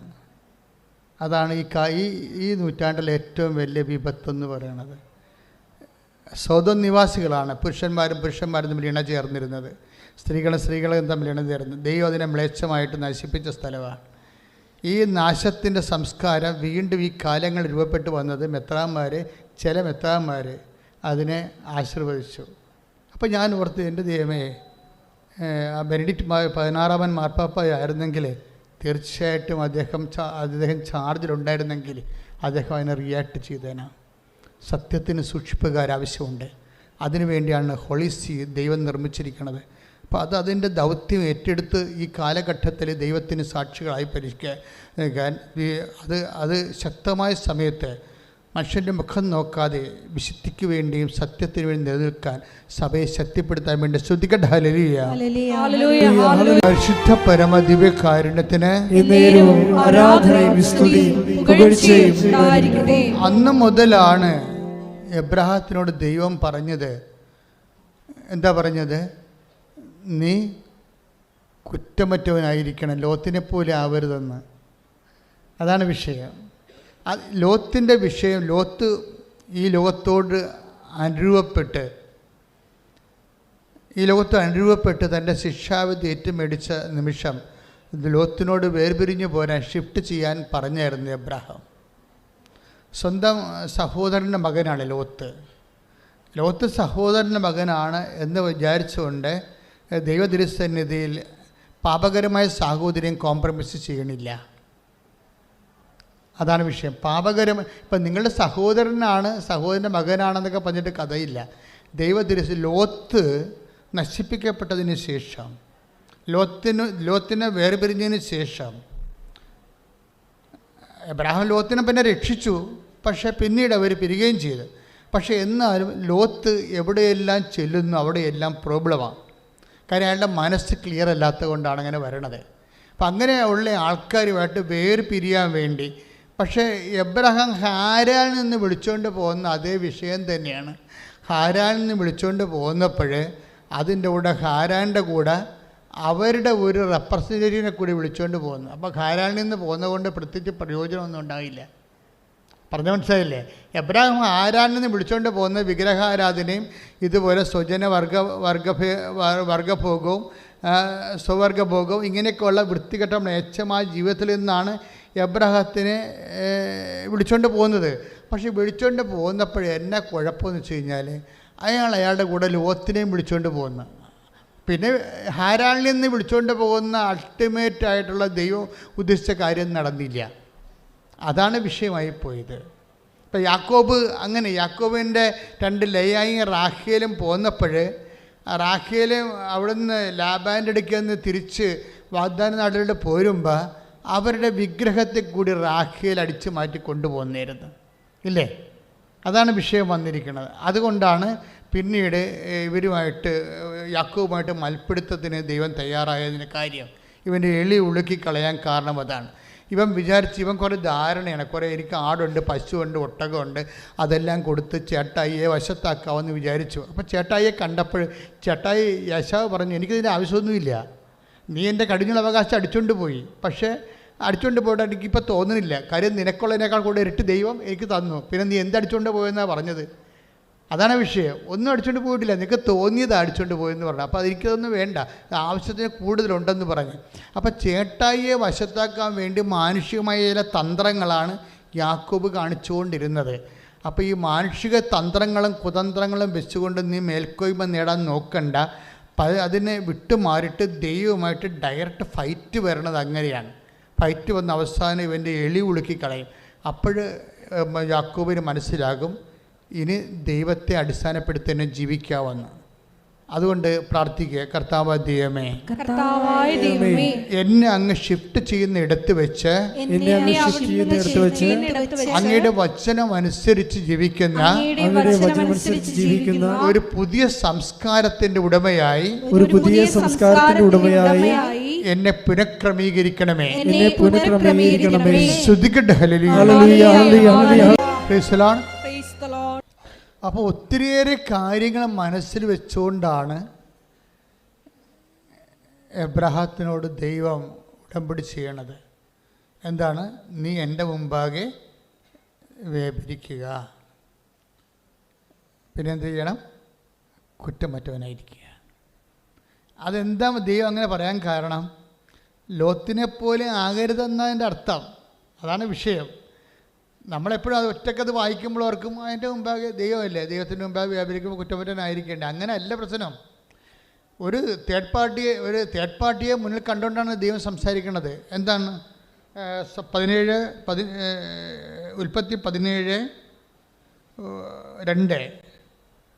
സർവശക്തനായ ദൈവമാണ് ഞാൻ, എൻ്റെ മുമ്പിൽ വ്യാപരിക്കുക, കുറ്റമറ്റവനായി വർത്തിക്കുക. Praise the Lord. അത് പറഞ്ഞ് സർവശക്തനായ ദൈവമാണ് ഞാൻ, എൻ്റെ മുമ്പാകെ വ്യാപരിക്കുക, കുറ്റമറ്റവനായി വർത്തിക്കുക. എന്നിട്ട് ഇതിൻ്റെ അർത്ഥം ലോത്തിനെ പോലെ ആവരുത്, സോദോം നിവാസികളെ പോലെ ആവരുതെന്നതിൻ്റെ അർത്ഥം. അതിൻ്റെ കൂടെ അർത്ഥം അതാണ്. എന്ന് വെച്ചാൽ നിൻ്റെ കൂട്ടുകെട്ടുകൾ പരിശോധിക്കണമെന്ന് അർത്ഥം. മനസ്സിലായില്ലേ? നീ ഏത് ഉടമ്പടി എടുത്താലും നിൻ്റെ കൂട്ടുകെട്ടുകൾ പൊളിയാണെങ്കിൽ, ഇപ്പം പൊളിയെന്ന് വെച്ച് കഴിഞ്ഞാൽ പണ്ടൊക്കെ മോശമെന്ന് അർത്ഥം, ഇപ്പം പൊളിയെന്ന് വെച്ചാൽ നല്ലതാണ്. എന്തൊരു മനുഷ്യൻ്റെ ലാംഗ്വേജിൻ്റെ പോക്കി. അപ്പം നിൻ്റെ കൂട്ടുകെട്ടുകൾ മോശമാണെങ്കിൽ തീർച്ചയായിട്ടും നിൻ്റെ ഉടമ്പടി അത് ബാധിക്കും. അതാണ് വിഷയം. കാര്യം ലോത്തിന് സംഭവിച്ചത് എന്താ? അവൻ കൂടാരമടിച്ചപ്പോൾ സോദോമിനോട് ചേർത്ത് വെച്ച് കൂടാരമടിച്ചു. അതാണ് വിഷയം. അപ്പം നമ്മൾ സോദോം നിവാസികളെ അതുപോലെയുള്ള ആൾക്കാരുടെ മാനസികാവസ്ഥ, വിശ്വാസമില്ലാത്തവരുണ്ടാവും, വിശ്വാസം എതിർക്കുന്നവരുണ്ടാകും. അപ്പോൾ ഇങ്ങനെയുള്ളവരോടൊക്കെ ഗുഡ് ബൈ പറയണം ശരിക്കും. അത് ഭയങ്കര വിഷയമാണ്. ഉടമ്പടി കാലത്ത് നമ്മൾ ചെയ്യേണ്ട ഒരു കാര്യമാണ് ഈ ഡിറ്റാച്ച്മെൻ്റ് എന്ന് പറയണത്. അപ്പോൾ വിശ്വാസ സംബന്ധമായ കാര്യങ്ങൾക്ക് എപ്പോഴും എതിർപ്പ് പറയുന്നവരും വിശ്വാസത്തെക്കുറിച്ച് യാതൊരു ഗ്രാഹ്യമില്ലാത്തവരും അവരോടൊക്കെ നമുക്ക് സഹവർത്തത്തിൻ്റെ ഒരു ആവശ്യമില്ല. എന്താ കാര്യം? ഉടമ്പടിയുടെ കാലമെന്ന് പറയണത് ദൈവത്തിൻ്റെ വചനം അനുസരിച്ച് ജീവിക്കാനുള്ള കാലമാണത്. കാര്യം ദൈവവും നീയും തമ്മിലുള്ള ഒരു സ്വകാര്യതയുടെ ഭാഗമായിട്ടാണ് അത് ഡെവലപ്പ് ചെയ്ത് വരുന്നത്. അത് നിന്നെ എന്താ ദൈവം ഉദ്ദേശിക്കുന്നത്? നാശക്കുഴിയിൽ നിന്ന് നിന്നെ പാറമേൽ ദൈവം നിർത്താൻ പോവുകയാണ്. കഴിഞ്ഞ ദിവസങ്ങളിലെ ഒരു സാക്ഷ്യം പറഞ്ഞു. അതായത് ഒരു വയനാട്ടിലെ ഒരു ചെടുത്തിയുടെ സാക്ഷ്യമാണ് ഞാൻ കേട്ടതാണ്. അതായത് അനിത എന്നാ ചേച്ചിയുടെ പേര്. അപ്പോൾ അവരുടെ സാക്ഷ്യം എന്ന് പറയണത്, അവർ ഉടമ്പടി എടുത്ത ഉടനെ ഒരു സ്വപ്നം കാണും. സ്വപ്നം കണ്ടു വെച്ച് കഴിഞ്ഞാൽ അവരെ ഒരു പാറപ്പുറത്ത് കയറ്റി നിർത്തും ദൈവം ഒരു പാറപ്പുറത്ത് കയറ്റി നിർത്തും. എന്നിട്ട് പെട്ടെന്ന് 2 ചിറകുകൾ അവർക്ക് കൊടുക്കും. ഇവർ ഒരു പ്രേക്ഷിതയാണ് ശരിക്കും. ആ സ്ഥലത്തുള്ള സഭാപ്രവർത്തകയാണ്. അപ്പോൾ ദൈവത്തിൻ്റെ വചനമൊക്കെ അനുസരിച്ച് ജീവിക്കുന്ന പാർട്ടിയാണ്. പക്ഷെ അവരൊന്ന് ഉടമ്പടി എടുക്കാൻ കാരണം അവരുടെ ഒരു മകള് 2 മക്കളുണ്ട്. 2 മക്കൾ, ഒരു മകൾ, രണ്ടും ഒരേ സമയത്ത് ഇരട്ടസന്തതികളാണ്. ഒരേ സമയത്ത് ഇങ്ങനെ പഠിച്ചു വരികയാണെങ്കിലും ഒരു കൊച്ചിന് ഫിസിക്കലി ഹാൻഡിക്യാപ്പാണ്. അപ്പോൾ അവളോട് ഡിസ്കണ്ടിന്യൂ ചെയ്യാൻ പറഞ്ഞു. ഇപ്പോൾ ഇരട്ട സന്തതികൾ ഒരുമിച്ച് പഠിച്ചുകൊണ്ട് പോകുമ്പോൾ അവസാനം 10ാം ക്ലാസ്സിൽ എത്തുമ്പോൾ ഒരുത്തിക്ക് പരീക്ഷ എഴുതാൻ പറ്റാത്തത് പറയുമ്പോൾ എന്ത് സങ്കടമായിരിക്കും. അപ്പോൾ അതാണ് അവരൊന്ന് ഉടമ്പടി എടുക്കുന്നത്. അതാണ് അവരുടെ സങ്കടം, അതാണ് ഉടമ്പടി എടുക്കുന്നത്. പിന്നെ അവരുടെ ചേട്ടൻ്റെ വീടുണ്ട്, ഭയങ്കര ഒത്തിരി കല്യാണങ്ങളും വീട് തറവാട്ടിൽ ഒത്തിരി വിഭവം ഒരുമിച്ച് താമസിച്ചതും ഒത്തിരിയേറെ അടിയന്തരങ്ങൾ നടന്ന പഴയൊരു വീടാണ്. പക്ഷേ ഒരിക്കലും ആ വീടൊന്ന് പൊളിച്ചു പണിയാനോ അവിടെ ഒന്ന് നല്ലവണ്ണം ഒരു മനുഷ്യനെ അന്തസ്സോടുകൂടി ജീവിക്കാനോ പറ്റണില്ല. അപ്പോൾ അതും അവർ ഉടമ്പടി വിഷയമാക്കി. ഒരിക്കലും നടക്കാത്ത കാര്യമായതുകൊണ്ട് അതും ഉടമ്പടി വിഷയമാക്കി. ഈ ഹാൻഡിക്യാപ്ഡായിട്ടുള്ള മകൾക്ക് എങ്ങനെയെങ്കിലും അവളുടെ വിദ്യാഭ്യാസം നഷ്ടപ്പെട്ടു പോയല്ലോ, അതൊന്ന് റീക്രിയേറ്റ് ചെയ്യാൻ വേണ്ടിയാണ് ഉടമ്പടി എടുത്തത്. പക്ഷെ ഉടമ്പടി എടുത്ത് കഴിയുമ്പോൾ അവർക്ക് കിട്ടുന്ന മെസ്സേജ് എന്താണ്? അവരെ ഒരു പാറപ്പുറത്തേക്ക് ദൈവം കയറ്റി നിർത്തുന്ന, പിന്നെ എന്താണ്, 2 ചിറകുകൾ നൽകപ്പെടുന്നു. ഉടമ്പടിയിൽ എപ്പോഴും ആൾക്കാർ സ്വപ്നം കാണും. ഞാനും കണ്ടിട്ടുണ്ട് സ്വപ്നം, ചിറകുള്ള മാതാവിനെ. അത് ചിറകുള്ള, ഇപ്പം നടന്നു വരണ കാര്യവും പറന്നു പോകുന്ന കാര്യവും സ്പീഡിന് വ്യത്യാസമുണ്ടല്ലേ. ഈ സ്പീഡാണ് ഉദ്ദേശിക്കുന്നത്. അതായത് പക്ഷെ പാറപ്പുറത്ത് കയറ്റി നിർത്തിയിട്ട് മാത്രമേ നിനക്ക് സ്പീഡ് ഉണ്ടാകത്തുള്ളൂ. ഈ കുഴഞ്ഞ ചേറ്റിൽ കിടന്ന് നിനക്ക് സ്പീഡ് കിട്ടത്തില്ല. നീ ആൾക്കാരുമായിട്ട് ഗുസ്തിയും വഴക്കവും വൈരാഗ്യവും മത്സരവും പ്രതികാരവും ഒക്കെ ആയിട്ട് ഇങ്ങനെ ചേറ്റിൽ നശക്കുഴി കിടന്നാൽ ഉടമ്പടി നിന്നെ പെട്ടെന്ന് പാറപ്പുറത്തേക്ക് കയറ്റി നിർത്തും. എന്താണ് പാറപ്പുറം എന്ന് പറയണത്? 4:7-24 എന്താണ്? ദൈവവചനം കേൾക്കുകയും അതനുസരിച്ച് ജീവിക്കുകയും ചെയ്യുന്നവരെ അതനുസരിച്ച് ജീവിക്കുകയും ചെയ്യുന്ന പാറമേൽ തന്റെ ഭവനം പണി ചെയ്ത ബുദ്ധിമാനായ മനുഷ്യന് തുല്യമാണ്. അപ്പൊ ഭവനം പാറമേൽ പണി ചെയ്യുകയാണ് ചെയ്യണത്. അതിന് ബുദ്ധിപരമായ വിഷയമായിട്ടാണ് ദൈവം കാണുന്നത്. ഇൻ്റലക്ച്വൽ ഏർപ്പാടാണത്, ബുദ്ധിപരമാണ്, ഇമോഷണൽ അല്ല. ചൊല്ലുകയാണെങ്കിൽ ഇമോഷണലാണ് ഇല്ലേ? ആൾക്കാർ ചൊല്ലുമല്ല പ്രാർത്ഥനകളൊക്കെ, ഇമോഷണലായിട്ടൊക്കെ ചെല്ലും. കുരിശിൻ്റെ വഴിയൊക്കെ ചൊല്ലി ആൾക്കാർ കരയണം കണ്ടിട്ടില്ലേ? അപ്പോൾ കുരിശിൻ്റെ വഴി പിന്നെ ചിലപ്പോൾ സമയത്ത് ഭാഷാപരത്തിൽ പ്രാർത്ഥിച്ച് ആൾക്കാർ വിറച്ചു തുള്ളും, ചിലപ്പോൾ കരയും, ചിലപ്പോൾ അങ്ങനെ ഒത്തിരി കാര്യങ്ങൾ ആൾക്കാർ കാണിക്കും. ഇമോഷണലാണതെല്ലാം. പക്ഷേ കർത്താവ് പറയണത് ഉടമ്പടി ജീവിതം ഇമോഷണൽ അല്ല, ഇൻ്റലക്ച്വലാണ്. അതാണ് വിഷയം. ചൊല്ലണ കാര്യങ്ങളല്ല ഇമോഷണലാണ്. മനസ്സിലായില്ലേ? എത്രയും തീയുള്ള മതം 1000 പ്രാവശ്യം ചൊല്ലിയെന്നൊക്കെ പറയത്തില്ലേ? ചൊല്ലണ കാര്യം ഇമോഷണലാണ്. പക്ഷേ എന്താ പ്രശ്നം വെച്ച് കഴിഞ്ഞാൽ അതുകൊണ്ട് നീ ഒരു പാറപ്പുറത്തൊന്നും ആകത്തില്ല. അതാണ് വിഷയം. അതാണ് ഈ നാശക്കുഴി കിടന്ന് തന്നെ നിനക്ക് ചെല്ലൊക്കെ ചെയ്യാൻ പറ്റും. പക്ഷെ ഉടമ്പടി കൊണ്ട് ഉദ്ദേശിക്കുന്നത് പാറമേൽ തൻ്റെ ഭവനം പണി ചെയ്യണതാണ്, ചെല്ലുകയല്ല. ബുദ്ധിമാനായ മനുഷ്യന് തുല്യനാണ്. അപ്പോൾ ഉടമ്പടി ഒരു ഇൻ്റലക്ച്വൽ ആയിട്ടുള്ള ഒരു ഏർപ്പാടാണ്. പാറ ഉണ്ടാകണതും ഈ ഒരു മനുഷ്യൻ ദൈവത്തിൻ്റെ വചനം അനുസരിച്ച് കൊണ്ട് ജീവിതം പുനഃക്രമിച്ച് കഴിയുമ്പോൾ അവൻ പാറമേലായി. പിന്നെ ഉടനെ സ്പീഡ് നൽകും, ചിറക് നൽകും. അതാണ് വിഷയം. എന്ന് വെച്ച് കഴിഞ്ഞാൽ അപ്പോൾ ആ ബദിരിയായ കൊച്ച് അമ്മയോട് പറയും, അമ്മ ഞാനൊരു സ്വപ്നം കണ്ട് എനിക്ക് 84% മാർക്ക് കിട്ടിയെന്ന് പറഞ്ഞ്. അപ്പോൾ അമ്മ പറഞ്ഞ് നിനക്ക് 84% മാർക്ക് കിട്ടത്തില്ല, പക്ഷെ നീ ജയിക്കും, നിന്നെ പരീക്ഷയ്ക്ക് അവരെടുക്കുമെന്ന് പറഞ്ഞ്. അതാണ് വിഷയം. അമ്മക്ക് കിട്ടിയിരിക്കുന്ന മെസ്സേജ് അതാണ്. പക്ഷേ 84% മാർക്ക് ചേച്ചിക്കാണ് കിട്ടിയത്, ഹാൻഡിക്യാപ്പ് അല്ലാത്ത ചേച്ചിക്ക്. പക്ഷേ ഹാൻഡിക്യാപ്പായി ഇവൾക്ക് കിട്ടിയിരിക്കുന്ന 79% മാർക്ക് കിട്ടി. കൈയിടിച്ച് പരമദിവ്യകാരുണ്യത്തിന്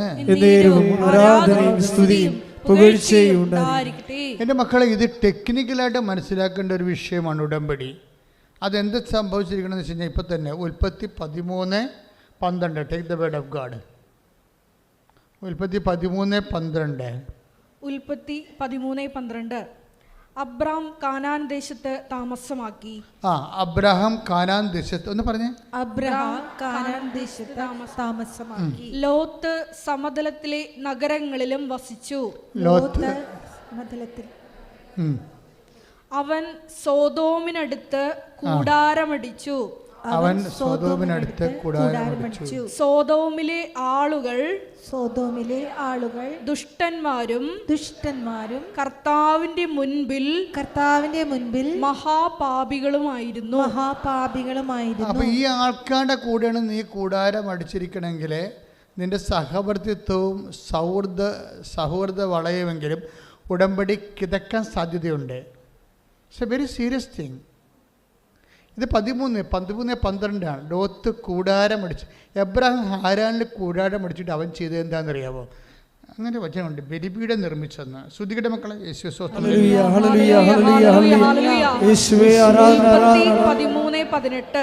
ഉൽപ്പത്തി 13:18 വായിച്ചോളൂ. അബ്രാം തന്റെ കൂടാരം മാറ്റി എബ്രഹാം തന്റെ കൂടാരം മാറ്റി ഹെബ്രോണിലുള്ള മാമ്രയുടെ ഓക്കുമരങ്ങൾക്ക് സമീപം താമസമാക്കി. അവിടെ അവൻ കർത്താവിന് ഒരു ബലിപീഠം നിർമ്മിച്ചു. ഇത് ഉടമ്പടിയുടെ ഭാഗമായിട്ടാണ് ബലിപീഠം വരുന്നത്. നമ്മൾ ആദ്യം മുതൽ നോക്കിയാൽ മനസ്സിലാകും. നമ്മുടെ ബലിപീഠം ഉടമ്പടിയല്ലേ? ഇല്ല, പുതിയ നിയമത്തിൽ ബലിപീഠവും കർത്താവിൻ്റെ പുതിയ ഉടമ്പടിയാണ്. അപ്പോൾ ദൈവവും മനുഷ്യനും തമ്മിലുള്ള നീ എൻ്റെ വചനങ്ങൾ നിർവർത്തിച്ചാൽ ഞാൻ നിന്നെ അനുഗ്രഹിക്കും. അതാണ് ആ വചനം നിവർത്തിക്കാനും ആ നിവർത്തിച്ചു എന്നുള്ള കാര്യം അനുഷ്ഠാനങ്ങളിലൂടെ ദൈവതിരുസന്നിധി പ്രകടമാക്കാനുള്ള ഒരു മീഡിയമാണ് ഈ ബലിപീഠമായിട്ട് വരണത്. എബ്രാഹിം ഉടനെ കവനൻ്റ് നവീകരിക്കുകയാണ് ചെയ്യണത്. ലോത്തുമായിട്ട് വിട്ടുപോരൂ. ലോത്തുമായിട്ട് പിന്നെ അവനെ സഹകരിക്കത്തില്ല. ലോത്തിന് വിട്ടു പോന്നിട്ട് ഹാരാനിൽ അവൻ കൂടാരം അടിക്കും. ലോത്തിൻ്റെ കൂടാരം അടിച്ചിരുന്നെങ്കിൽ കാര്യം എന്താ പ്രോബ്ലം എന്ന് വെച്ച് കഴിഞ്ഞാൽ, എബ്രാഹിം ഹാരാനിൽ നിന്ന് പോന്നു. അവൻ അവിടെ വളരെ മോശമായ ഒരു സാഹചര്യത്തിൽ ജീവിച്ച ആളാണ്. അങ്ങനെ എബ്രാഹിം അല്ലെങ്കിലും ആ നാട്ടുകാർ വൃത്തികെട്ട മനുഷ്യരാണ്. അപ്പം അങ്ങനെയുള്ള മ്ലേച്ഛമായ ദൈവത്തെക്കുറിച്ച് ചിന്തയില്ല, അത് സാന്മാർഗ ജീവിതത്തെക്കുറിച്ച് ബോധമില്ല. അങ്ങനെയൊക്കെ ജീവിച്ച ഒരു അച്ചടക്കമില്ലാത്ത ജീവിതത്തിൽ നിന്ന് എബ്രാഹത്തിനെ ദൈവം വിളിച്ചുകൊണ്ട് പോകുമ്പോൾ ദൈവത്തിന് ലക്ഷ്യമുണ്ടായിരുന്നു. പക്ഷേ ദൈവത്തിൻ്റെ ലക്ഷ്യത്തെ എബ്രാഹിം തന്നെ അട്ടിമറിക്കും. എന്താ കാര്യം? ലോത്തിനെ കൂടി കൊണ്ടുപോരും. അതാണ് വിഷയം വേണ്ടത്. ലോത്തിനെ കൂടി കൊണ്ടുപോരും. നമ്മളിപ്പോൾ കോവിഡിൻ്റെ മാസ്ക് ഒക്കെ വെച്ച് നടക്കത്തില്ല ആൾക്കാർ ഇല്ലേ? ആ മാസ്കിൽ തന്നെ അണുക്കളുണ്ടെങ്കിലുള്ള അവസ്ഥ എന്തായിരിക്കും? മാസ്ക് വെച്ചിട്ട് വല്ല കാര്യമുണ്ടോ? അതാണ് വിഷയം വേണ്ടത്. മാസ്കിൽ തന്നെ അണുക്കളുണ്ടെങ്കിൽ മാസ്ക് വെച്ചൊരു കാര്യമില്ല. അപ്പോൾ ഈ അണുക്കളുള്ള മാസ്കുമായിട്ടാണ് എബ്രാഹിം പോകുന്നത്. ആ ലോത്തിനെയും കൂടെ കൂട്ടിക്കൊണ്ട് പോകുന്നത്. അത് ദൈവത്തിന് ഒരിക്കലും ഇഷ്ടപ്പെട്ടിട്ടില്ല. അപ്പോൾ നിൻ്റെ കൂട്ടുകെട്ട് എന്താണെന്ന് നീ നോക്കണം. ഈ ഉടമ്പടി എടുത്തു കഴിഞ്ഞാൽ നിൻ്റെ കൂട്ടുകെട്ട് എന്താണ്? നിങ്ങൾ അവരുടെ സംസാര രീതികൾ എന്താണ്? അവരെന്തിനെക്കുറിച്ചാണ് സംസാരിക്കണത്? അവരും ചിലപ്പോൾ നിൻ്റെ കൂടെ വന്ന് ഉടമ്പടി എടുത്തെങ്കിലും അവർ പറയും വല്ലപാട് ഇതൊന്നും അവസാനിപ്പിക്കണം, എന്നിട്ട് വേണം അടിച്ചു പൊളിക്കാൻ. അങ്ങനെ ജീവിക്കുന്ന ആ ലോകചിന്ത ഉള്ള ആൾക്കാരുണ്ട്. ഇങ്ങനെ ലോത്തുമാരോട് ഗുഡ് ബൈ പറയേണ്ടി വരും. ലോത്ത് ഗുഡ് ബൈ പറഞ്ഞില്ലെങ്കിൽ ദൈവം അതായത് നീ ദൈവത്തിൻ്റെ ആളാണെങ്കിൽ നിന്നെക്കൊണ്ട് എബ്രാഹത്തിൻ്റെ കൂടെ നിന്നുകൊണ്ട് വെട്ടിമുറിച്ച് ലോത്തിനെ കളയണ കണ്ടില്ലേ? ലോത്തിനെ കളയും. എബ്രാഹിം വരച്ചുകൊണ്ട് നടന്നിട്ട് പോലും അവിടെ അടിയുണ്ടാക്കി. നീ ആരെങ്കിലും കൂടെ കൊണ്ടു നടന്നാൽ അവൻ തന്നെ നിനക്ക് പണി തരും. ദൈവത്തിന് നിരക്കാത്ത ബന്ധങ്ങളോ സ്വന്തങ്ങളോ ഉണ്ടാക്കിയ അവരിലും തന്നെ പണി തരും. എബ്രാഹത്തിന് ലോത്തുമായിട്ട് അടിയുണ്ടായില്ലേ? അടിയുണ്ടാക്കിയ വെച്ചാൽ അത് ഇരന്ന് മേടിച്ച് അടിയണത് ഉറപ്പല്ലേ? നിങ്ങൾ ദൈവത്തെ മാറ്റി നിർത്തിയ മാനുഷികമായ ഒത്തുതീർപ്പിന് വന്നപ്പോൾ അടി ഇരന്ന് മേടിക്കും ആൾക്കാർ. എബ്രാഹിം അങ്ങനെ അടി ഇരന്ന് മേടിച്ച ആളാണ്. എന്താ കാര്യം? ലോത്തിനെ കൊണ്ടുപോകുന്നു. അപ്പോൾ ലോത്തിൻ്റെ ഇടയന്മാർ എബ്രാഹത്തിൻ്റെ ഇടയന്മാർ തമ്മിൽ അടിയായി. Take the word of God. ശ്രദ്ധിക്കട്ടെ. ഹല്ലേലൂയ. ഉൽപ്പത്തി 13:5-6. അവൻ്റെ കൂടെ പുറപ്പെട്ട ലോത്തിനും ആട്ടിൻപറ്റങ്ങളും കന്നുകാലിക്കൂട്ടങ്ങളും കൂടാരങ്ങളും ഉണ്ടായിരുന്നു. അവർക്ക് ഒന്നിച്ച് താമസിക്കാൻ ആ ദേശം മതിയായില്ല. കാരണം അവർക്ക് വളരെയേറെ സമ്പത്തുണ്ടായിരുന്നു. ഒന്നിച്ച് പാർക്കുക വയ്യാതായി. അങ്ങനെ അബ്രാമിൻ്റെയും ലോത്തിൻ്റെയും കന്നുകാലികളെ മേയ്ക്കുന്നവർ തമ്മിൽ കലഹമുണ്ടായി. Praise the Lord. ഹല്ലേലൂയ. Praise the Lord. അപ്പോൾ ഈ കലഹം എബ്രാഹിം ഇരന്ന് മേടിച്ചതാണ്. മര്യാദയ്ക്ക് അവിടുന്ന് ഒറ്റയ്ക്ക് പോന്നാൽ മതിയായിരുന്നു. ഈ കാണ്ടാമൃഗത്തിനെ കെട്ടിയെടുത്തുകൊണ്ട് പോരേണ്ട ഒരു കഥയും ഇല്ലായിരുന്നു. അപ്പോൾ വിളിച്ചുകൊണ്ട് പോകുന്ന ഇപ്പം തന്നെ നിങ്ങൾക്ക് തന്നെ ചില എന്തുകൊണ്ടാണ് ചില മലയാളികൾ ഗൾഫിലും കാനഡയിലൊക്കെ പോയി കഴിഞ്ഞാൽ ബാക്കിയുള്ള ആൾക്കാരെ കൊണ്ടുപോകാത്തത് എന്താണ്? ഇവൻ അവിടെ വന്ന് ഇവനായിട്ട് തന്നെ പണി കൊടുക്കും. എത്ര പേർക്കാണ് പണി കിട്ടിയിരിക്കുന്നത്? അപ്പോൾ കൊണ്ടുപോകുമ്പോൾ നേരത്തെ നിങ്ങൾ മുൻകൂർ ജാമ്യം എടുക്കണത്, നിന്നെ ഞാൻ കൊണ്ടുപോവുകയാണ്, പക്ഷേ നീ വന്ന് അവിടെ വന്ന് എനിക്കിട്ട് പണി ചെയ്യരുത്. എന്താ കാര്യത്തിൽ കഴിഞ്ഞാൽ ഇവൻ ഈ കൊണ്ടുപോകണവന് വിദ്യാഭ്യാസം ഉണ്ടാകും കൂടുതൽ, മറ്റവന് കൊണ്ടുപോയവന് വിദ്യാഭ്യാസം കുറവായിരിക്കും. ഇവൻ അവിടെ ചെന്നിട്ട് ഇവൻ മാനേജറാകും. മാനേജറായിട്ട് ഇവനെ എങ്ങനെയും പുറത്ത് പോച്ച് അടിക്കാനായിരിക്കും നോക്കേണ്ടത്. അപ്പോൾ ഇങ്ങനെ മ്ലേച്ഛന്മാരായ മനുഷ്യർ ലോകത്ത് ഇത്തിരി ഉണ്ടാകും. ലോകത്തുമാരുടെ എണ്ണം കൂടുതലാണ്. അപ്പോൾ ചില സമയത്ത് നമ്മൾ ശ്രദ്ധിക്കേണ്ട കാര്യം വെച്ച് കഴിഞ്ഞാൽ, ഈ ദൈവം നിന്നോട് വരാൻ പറയുമ്പോൾ നീ ആണ് വരേണ്ടത്. പിന്നെ ദൈവത്തിൽ നിരക്കാത്തവരെ വലിച്ചു കയറ്റി നിൻ്റെ കൂടെ കൊണ്ടു നിർത്തരുത്. എന്ന് വെച്ചാൽ നിന്നെ ദൈവത്തിൽ നിന്ന്, അതിൻ്റെ അർത്ഥം എന്താണെന്ന് വെച്ച് കഴിഞ്ഞാൽ സഹോദരനെ സ്നേഹിക്കേണ്ടെന്നല്ല, നിന്നെ ദൈവത്തിൽ നിന്ന് പിന്തിരിപ്പിക്കാൻ സാധ്യതയുള്ളവരെ. ഇപ്പോൾ കഴിഞ്ഞ ദിവസം ഇന്നലെ ഒരു സാക്ഷ്യം ഉണ്ടായി. കാര്യം അവന് ഇംഗ്ലണ്ടിൽ ഒരു പരിചയമില്ല, ഒരു പിടിപാടും ഇല്ല. അപ്പോൾ അവന് ഇംഗ്ലണ്ടിൽ പോകണം, അവന് വിസ എല്ലാം ഒക്കെയായി, പക്ഷെ താമസ സ്ഥലം ഒക്കെ ആയില്ല. അപ്പോൾ ആ മാതാവിൻ്റെ അടുത്ത് വന്ന് കണ്ണീരിട്ട്, മാതാവേ എനിക്ക് താമസിക്കാൻ ഒരു പരിചയവുമില്ല, ഞാൻ എൻ്റെ നാട് തന്നെ ഒരിടത്തും പുറത്ത് പോയിട്ടില്ല, പിന്നെ ഞാൻ ഇംഗ്ലണ്ടിൽ പോയിട്ട് ഇവിടെ പോയി താമസിക്കാനാണ് എന്ന് പറഞ്ഞുകൊണ്ട് ഇവൻ മാതാവിൽ നിന്ന് കരചെയ്യാൻ. അപ്പം അമ്മയുടെ രീതി എന്ന് വെച്ചാൽ അമ്മയുടെ എല്ലാ സ്റ്റോക്ക് ഉണ്ടല്ലോ, അമ്മ ഇങ്ങനെ കലവറ കാണിച്ചു കൊടുക്കുക. ഉടനെ അമ്മ അവനൊരു ഇൻറ്റിമേഷൻ കൊടുത്തു, നീ ചുമ്മാ UK ഫ്രണ്ട്സിൻ്റെ ഇൻ്റർനെറ്റിലൊന്ന് സെർച്ച് ചെയ്യാൻ പറഞ്ഞപ്പോൾ ഒരു സെർച്ചിൽ ഒരു ചേട്ടായിയെ കണ്ട്. അപ്പോൾ ഉടനെ ചേട്ടായി പണ്ട് ഇവൻ്റെ കൂടെ പ്രവർത്തിച്ചതാണ് ഈ ജീസസ് യൂത്തിൽ. അപ്പോൾ ഇവൻ പറഞ്ഞ്, ചേട്ടായി ഞാൻ അങ്ങോട്ട് വരാൻ ഉദ്ദേശിക്കുന്നു, എനിക്ക് താമസിക്കാൻ സ്ഥലമൊന്നുമില്ല. അപ്പോൾ ഉടനെ ചേട്ടായി പറഞ്ഞു, നീ എളുപ്പം കയറി പോരൂ, നമ്മളിവിടെ 3 ക്രിസ്ത്യൻസാണ് ഉള്ളത്, 5 പേരുണ്ട്, 2 പേര് നോൺ ക്രിസ്ത്യൻസാണ്, 3 പേര് ക്രിസ്ത്യൻസാണ്. എൻ്റെ കാറിലാണ് അവരെ ഞാൻ പള്ളി കൊണ്ടുപോകുന്നത്, നിന്നെ ഞാൻ കൊണ്ടുപോയിക്കൊള്ളാം, എളുപ്പം വരാം പറയാം. അപ്പോൾ പെട്ടെന്നാണ് എൻ്റെ മക്കൾ, നിങ്ങൾ സത്യസന്ധമായിട്ടാണ് ദൈവത്തിൻ്റെ അടുത്ത് നിങ്ങൾ ഉടമ്പടി ഉപ്പ് നോക്കാൻ വന്നാൽ മിക്കവാറും ചുണ്ട് നോക്കി തമ്പരാൻ നല്ല വീക്ക് തരാൻ സാധ്യതയുണ്ട്. അത് ദൈവത്തെ പരീക്ഷിക്കാൻ വരിക. മറിച്ച് ജീവിക്കാൻ നിവൃത്തിയില്ലാതെ ദൈവമേ നീ മാത്രമേ ഉള്ളൂ, നീ എന്നെ രക്ഷിച്ചില്ലെങ്കിൽ ഞാൻ രക്ഷിക്കപ്പെടാത്തവനായി ജീവിക്കും എന്ന് പറഞ്ഞ് കണ്ണീരിട്ട് കഴിഞ്ഞാൽ കർത്താവ് ചൂണ്ടിക്കാണിച്ചു തരും. നീ നടക്കേണ്ട വഴി നിൻ്റെ മുഖത്ത് നോക്കി ഞാൻ നിന്നെ ഉപദേശിക്കും. അപ്പം അങ്ങനെ പെട്ടെന്നെല്ലാം സെറ്റാവും. ദൈവത്തിൻ്റെ ഒരു വിടലെന്ന് വെച്ചാൽ ഉടനെ ചിറക് കിട്ടണമെന്നില്ല. ആ ചേച്ചിയുടെ മെസ്സേജ് എന്താ, കുഴഞ്ഞ് മറിഞ്ഞ ഒരു സാഹചര്യത്തിൽ നിന്ന് പാറമേൽ ദൈവം കയറ്റി നിർത്തിയിട്ട് 2 ചിറക് കൊടുത്തു. ചിറക് കൊടുത്തെന്ന് വെച്ച് കഴിഞ്ഞാൽ സ്പീഡാക്കിയെന്ന് എൻ്റെ അർത്ഥം. നിൻ്റെ ജീവിത പ്രശ്നങ്ങളെ പെട്ടെന്ന് സ്പീഡാക്കും. പക്ഷേ എങ്ങനെയാണ് സ്പീഡാകണത് അതറിയണം. വെറുതെ കുത്തിയിരുന്ന സ്പീഡാകത്തില്ല. പാറയാകി 7-24 വർക്ക് ചെയ്യണം. അവിടെ ദൈവവചനം കേൾക്കണം, പിന്നെന്താണ് അതനുസരിച്ച് ജീവിക്കണം. അപ്പോഴേ പാറമേൽ തൻ്റെ ഭവനം പണി ചെയ്ത ബുദ്ധിമാനായ മനുഷ്യ തുല്യനാണ്. അതായത് ടാപ്പിംഗ് ഓഫ് ഗ്രേസ് ഒരു ഇൻ്റലക്ച്വൽ ബിസിനസ്സാണ്. മനസ്സിലായോ? ടാപ്പിംഗ് ഓഫ് ഗ്രേസ്, കൃപ ടാപ്പ് ചെയ്യുക. ടാപ്പ് ചെയ്യുമ്പോൾ നിങ്ങൾക്ക് മനസ്സിലാവില്ല, റബ്ബർ ടാപ്പിംഗ്, ചറമ ഊറ്റിയെടുക്കുക എന്നാണ് പരിപാടി. അതുപോലെ നമ്മൾ ഉടമ്പടിയിൽ ഗ്രേസ് ടാപ്പിങ്ങാണ് നടക്കുന്നത്, കൃപ കളക്ട് ചെയ്യണതാണ്. അത് ഒരു ഇമോഷണൽ വിഷയമല്ല, ബുദ്ധിമാനായ മനുഷ്യന് തുല്യനാണെന്ന്. അത് ഇൻ്റലക്ച്വൽ ആയിട്ടുള്ള ഒരു വിഷയമാണ്. അപ്പോൾ എന്തുമാത്രം നിങ്ങൾ അത് എന്തുമാത്രം ചെയ്യുന്നു, ബുദ്ധിപരമായിട്ട് ആ വിഷയം ചെയ്യുന്നു, ചൊല്ലിയത് കൊണ്ട് കാര്യമില്ല. അപ്പോൾ എന്തുമാത്രം ചെയ്യുന്നു അതനുസരിച്ച് കൊണ്ട് നിങ്ങളുടെ ഗ്രേസ് കലിബർ വർദ്ധിച്ചുകൊണ്ടിരിക്കും. ശ്രദ്ധിക്കട്ടെ. ഹല്ലേലൂയ. ഈ ഉടമ്പടി ധ്യാനത്തിൻ്റെ മർമ്മപ്രധാനമായിട്ടുള്ള വെളിപ്പെടുത്തൽ, and covenant affair is A intellectual business. അതാണ് വിഷയം. എന്താണ്? ബുദ്ധിമാനായ പാറമേൽ ഭവനം പണി ചെയ്ത ബുദ്ധിമാനായ മനുഷ്യന് തുല്യനാണ്. എന്താ?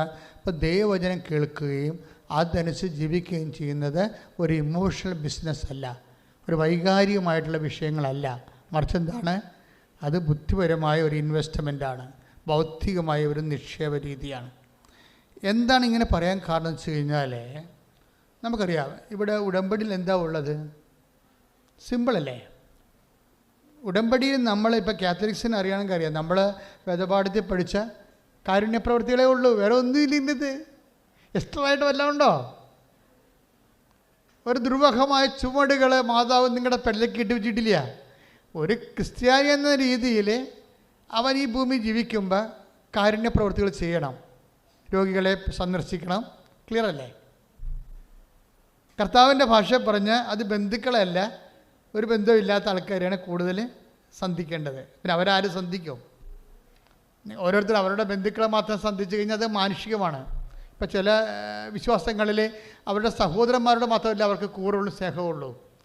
പക്ഷേ ക്രിസ്ത്യാനിറ്റി അങ്ങനെയല്ല, ശത്രുവിനോടും കൂറ് കാണിക്കണം. അതാണ് ദൈവികത എന്ന് പറയണത്. അപ്പോൾ നമ്മളെ സംബന്ധിച്ചിടത്തോളം വരുന്ന വിഷയമെന്ന് പറയുമ്പോൾ, നിങ്ങളെ സ്നേഹിക്കുന്നവരെ മാത്രം സ്നേഹിച്ചാൽ പ്രതിഫലത്തിൽ എന്താണ് അവകാശം? കർത്താവ് ചോദിക്കണില്ലേ പ്രതിഫലത്തിൽ എന്താണ് അവകാശം?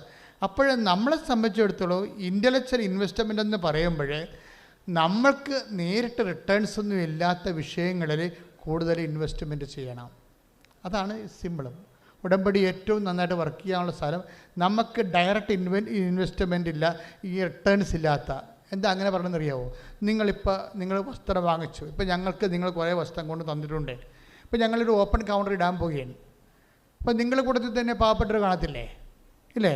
അവർക്ക് ഞങ്ങളുടെ അടുത്ത് വന്നിട്ട് പറയാം, ഞങ്ങൾക്ക് എൻ്റെ മകൾക്ക് സ്കൂളിൽ പഠിക്കുകയാണ്, എൻ്റെ പപ്പായ്ക്ക് ഇന്ന ജോലിയാണ്, ഉടുപ്പ് കുറവാണ്, അപ്പോൾ ഉടുപ്പുണ്ടെങ്കിൽ അപ്പം നിങ്ങളുടെ പേരെഴുതിയിട്ട് നിങ്ങൾ കയറി നോക്കാൻ പറയും. 10,000 ഉടുപ്പോടെ ഇരിപ്പുണ്ട്, നിങ്ങൾക്ക് ഇഷ്ടമുള്ള ഉടുപ്പ് എടുക്കാൻ പറയും. അതാണ് ഇപ്പോഴത്തെ. ഇനിയിപ്പോൾ അടുത്ത മാസം മുതൽ അത് വർക്കൗട്ട് ചെയ്യും. നമ്മൾ മുറികളൊന്നും റെഡിയായിക്കൊണ്ടിരിക്കുകയാണ്. ഇവിടെ വരുന്നവർ തന്നെ ഇവിടെ ഇപ്പോൾ ഒത്തിരി ഉടുപ്പുകൾ നമുക്ക് തരുന്നുണ്ട് ആൾക്കാർ കൊണ്ടുവന്ന്.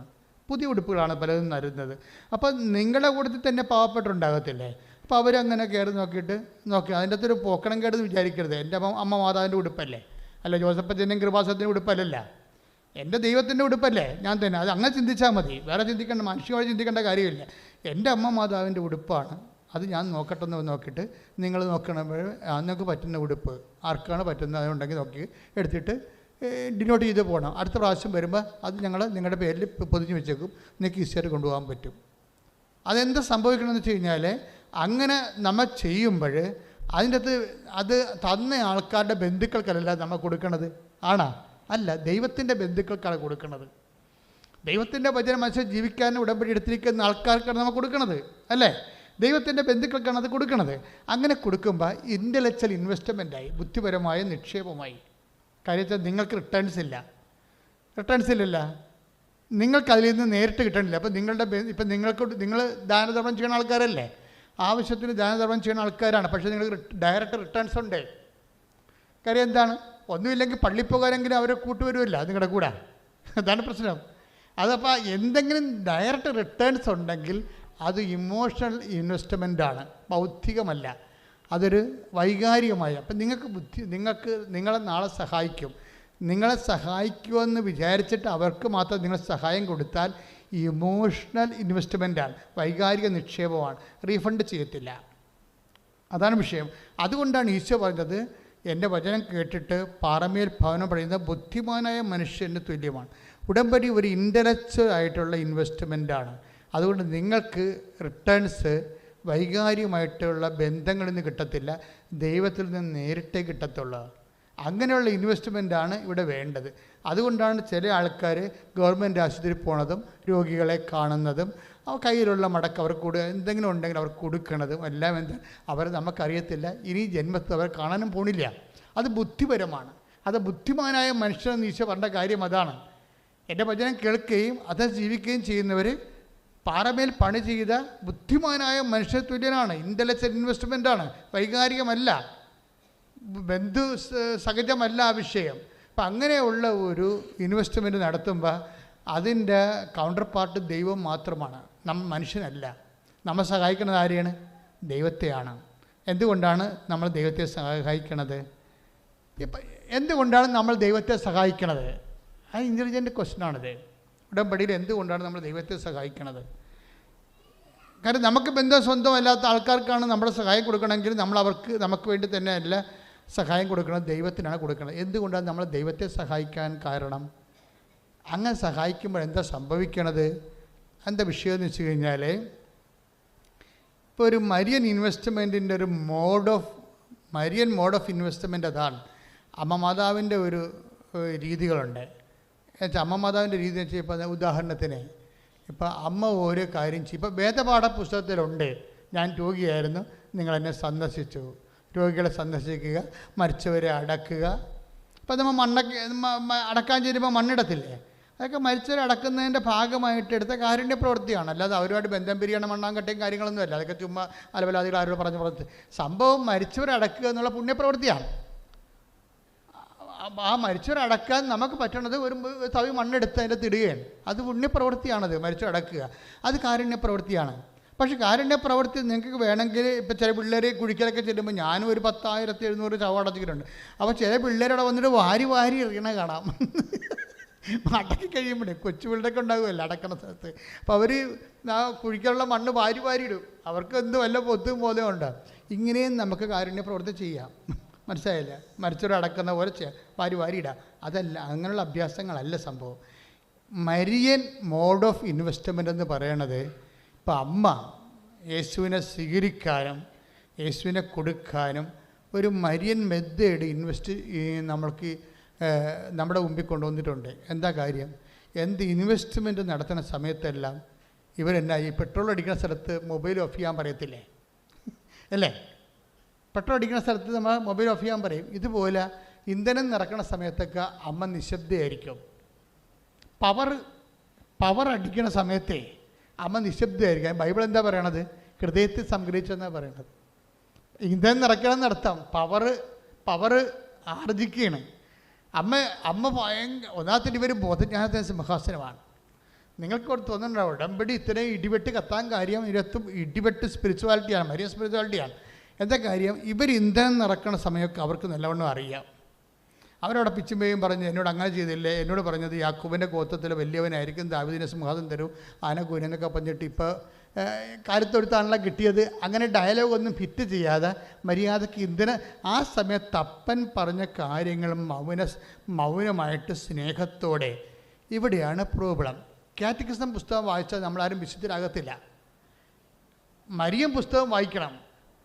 കാറ്റക്കിസം പുസ്തകത്തിലെ കാരുണ്യപ്രവൃത്തികൾ സാങ്കേതികമായിട്ടാണ് കിടക്കുന്നത്. പക്ഷേ മരിയം പുസ്തകത്തിലെ അമ്മ ഇതെങ്ങനെ ചെയ്തത്? അമ്മ ആ ജോലി ചെയ്തത് out of love, out of faith, out of fidelity, out of commitment. 4 കാര്യങ്ങളിലാണ് അമ്മ ഇത് ചെയ്തിരിക്കുന്നത്. ഉടമ്പടിയുടെ ഓരോ കാര്യങ്ങളും അമ്മ ചെയ്ത പോലെ ചെയ്യണം. അപ്പോഴാണ് ഈ സംഭവം പാറമേൽ കയറ്റി നിർത്താൻ പറ്റണത്. അപ്പോഴാണ് ചിറകടിക്കണത്. മനസ്സിലായില്ലേ? ഇതിന് ടെക്നിക്കാലിറ്റി മനസ്സിലാക്കണം. എന്ന് വെച്ച് കഴിഞ്ഞാൽ അമ്മ എന്താ ചെയ്തത്? അമ്മ ഈജിപ്തിലോട്ട് പോകാൻ പറയുമ്പോഴും ചൊരക്കുഞ്ഞിനെയും കൊണ്ട് പായും. പക്ഷെ ആരോടും പരാതി പറയത്തില്ല. അവരോടും അവസാനം അത്യുവിൻ്റെ പുത്രൻ ആയിരിക്കും എന്നൊക്കെ പറഞ്ഞിട്ട് അവസാനം ഒരു അത്യുവിൻ്റെ പുത്രനെ പുള്ളിക്കാരത്തെ തന്നെ രക്ഷിക്കാൻ വേണ്ടി 4 കാലേബിന് ഓടേണ്ട ഒരു അവസ്ഥ വന്നില്ലേ? അപ്പോൾ വിശ്വാസം ജീവിതമായിട്ട് ഒരിക്കലും പൊരുത്തപ്പെടുന്നില്ല. വിശ്വാസത്തിൽ കേട്ടതും വചനത്തിൽ കേട്ടതെന്ത്, ജീവിതത്തിൽ നടക്കണതെന്ത് തമ്മിൽ കടലും കടലാടിയും പോലെ ബന്ധമില്ലാത്തപ്പോൾ ഇവരെ പൂർണ്ണ നിശബ്ദത പാലിച്ചിട്ട് ഇന്ധനം നിറക്കുന്ന നിശബ്ദത പാക്ക് ചെയ്യും. അത് അതിമനോഹരമായ. അമ്മ എന്തുകൊണ്ടാണ് ഹൃദയത്തിൽ സംഗ്രഹിച്ചത്? അമ്മ എന്തുകൊണ്ടാണ് ഈ നിശബ്ദത പാലിച്ചപ്പോൾ അമ്മ അവിടെ ഉപയോഗിച്ചിരിക്കുന്ന ബുദ്ധി എന്താണ്? അതായത് ഇന്ധനം നിറക്കുകയാണ്, അപ്പായുടെ ശക്തി നിറക്കുകയാണ്, അപ്പായുടെ കൃപ നിറയുകയാണ്. അത് അവിടെ പാലിക്കേണ്ടത് സമർപ്പണമാണ്. ഇതാ കർത്താവിൻ്റെ ദാസി, അങ്ങയുടെ വചനം പോയി എന്നിൽ നിറവേറട്ടെ. അതാണ് നിശബ്ദതയുടെ അടിസ്ഥാനം. ഇതാ കർത്താവിൻ്റെ ദാസി. ഓരോ ചെയ്ത്തിലും അമ്മ പറയാതെ പറഞ്ഞുകൊണ്ടിരുന്നത് behold the hand made of the load. ഉടമ്പടി എടുക്കുന്ന ആൾക്കാർ ദൈവത്തിൻ്റെ ഹാൻഡ് മെയ്ഡ് ഓഫ് ദി ലോഡാണ്, ദൈവത്തിൻ്റെ ദാസനാണ്. അവനധികം സംസാരിക്കുകയില്ല. എൻ്റെ ദാസൻ സംസാരിക്കത്തില്ലെന്ന് പറഞ്ഞില്ലേ? അവൻ ചതഞ്ഞ് ഞാൻ കണ്ട് ഒടിക്കത്തില്ല, പുതഞ്ഞ തിരിക്കെടുത്തത്തില്ലെന്ന് ഐസയ 53:7 പറയുന്നില്ലേ? അതായത് നിങ്ങൾക്ക് ലഭിക്കുന്ന ഏതെങ്കിലും വൈരുദ്ധ്യാത്മകമായിട്ടുള്ള അനുഭവങ്ങൾ കാരണം ദൈവമായിട്ട് നിങ്ങൾ യുദ്ധത്തിന് പോകരുത്. It is nonsense, it is emotional. അത് ഒരു അയുക്തികമാണ്, അതേസമയം തന്നെ വൈകാരികമാണ്. പക്ഷേ you must have Marian mode of investment that is intellectual. നിങ്ങൾക്ക് മാതാവിനെ പോലെയുള്ള ഒരു നിക്ഷേപ മാനസികാവസ്ഥ ഉണ്ടാകണം. അത് ബുദ്ധിപരമാണ്. എന്താണ്? ഇപ്പോഴേ ഇപ്പം തന്നെ 119 സങ്കീർത്തനം 11 വാക്യം വായിക്കുക, ശ്രദ്ധിക്കട്ടെ.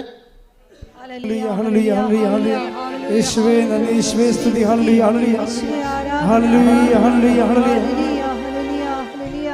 119 സങ്കീർത്തനം 11 തിരുവചനം. അങ്ങേക്കെതിരായി പാപം ചെയ്യാതിരിക്കേണ്ടതിന്, എന്ന് പറഞ്ഞ അങ്ങേക്കെതിരെ പാപം ചെയ്യാതിരിക്കേണ്ടതിന് ഞാൻ അങ്ങയുടെ വചനം ഹൃദയത്തിൽ സൂക്ഷിച്ചിരിക്കുന്നു. അതാ സംഭവം. അതായത് ദൈവം പറഞ്ഞ ഓരോ വചനവും ജീവിതത്തിൽ നടക്കാതെ വരുമ്പോൾ അത് ഹൃദയത്തിൽ സൂക്ഷിക്കാനുള്ളതാണ്. അല്ല പിച്ചുമ്പയും പറഞ്ഞ് എന്നോട് അങ്ങനെയല്ല പറഞ്ഞത്, ഇങ്ങനെയല്ല പറഞ്ഞത്, അവ യാക്കോബിൻ്റെ കോത്ത് വലിയവനായിരിക്കും എന്ന് പറഞ്ഞല്ല, ദാവീദിൻ്റെ സിംഹാസനത്തിലാവെന്ന് പറഞ്ഞല്ല, എന്നൊരു ചാണാത്തൊടുത്തിലല്ല വന്ന് കിടക്കണത്. ഇങ്ങനെയൊന്ന് ഡയലോഗ് ഒന്ന് ഇമോഷണൽ വിഷയമാണ്. അങ്ങനെയല്ല, അത് ഇൻ്റലിജൻ്റ് ആയിട്ടാണ് ചെയ്യേണ്ടത്. എന്താ കാര്യം? ഒന്നുകൂടി വായിച്ച വചനം. അങ്ങേക്കെതിരെ പാപം ചെയ്യാതിരിക്കേണ്ടതിന്. ഇങ്ങനെയുള്ള വിഷയങ്ങളെല്ലാം ദൈവത്തിനെതിരെ പാപം ചെയ്യാനുള്ള സാധ്യതയുണ്ട്. കാര്യം ദൈവം പറഞ്ഞതും നമുക്ക് സംഭവിക്കണം തമ്മിൽ രാത്രിയും പകലും പോലെ വ്യത്യാസം ഉണ്ടാകുമ്പോൾ നമ്മൾ ദൈവത്തിനെതിരെ പിറുപിറുക്കാൻ സാധ്യതയുണ്ട്, പാപം ചെയ്യാൻ സാധ്യതയുണ്ട്. അതുകൊണ്ടാണ് സങ്കീർത്തനം 119:11 പറയണത്. പറഞ്ഞോളൂ. ഞാൻ അങ്ങയുടെ വചനം ഹൃദയത്തിൽ സൂക്ഷിച്ചിരിക്കുന്നു. ഹൃദയത്തിൽ സംഗ്രഹിച്ചെന്നാ പറയണതേ. അതാ പക്ഷേ 2:19, 2:52 ലൂക്കാന്റെ സുവിശേഷം. മേരി എല്ലാം ഹൃദയത്തിൽ സൂക്ഷിച്ചു. എന്തിനാണ് സൂക്ഷിച്ചത്? അങ്ങേക്കെതിരെ പാപം ചെയ്യാതിരിക്കേണ്ടതിന് എന്ന് പറഞ്ഞ്, എന്റെ വിരുദ്ധ അനുഭവങ്ങളെ, വിശ്വാസ വിരുദ്ധ അനുഭവങ്ങളെ ഞാൻ ഹൃദയത്തിൽ സൂക്ഷിച്ചു. Next word of God, take it. പറഞ്ഞോളൂ അടുത്ത വചനം. കർത്താവേ അങ്ങ് വാഴ്ത്തപ്പെടട്ടെ.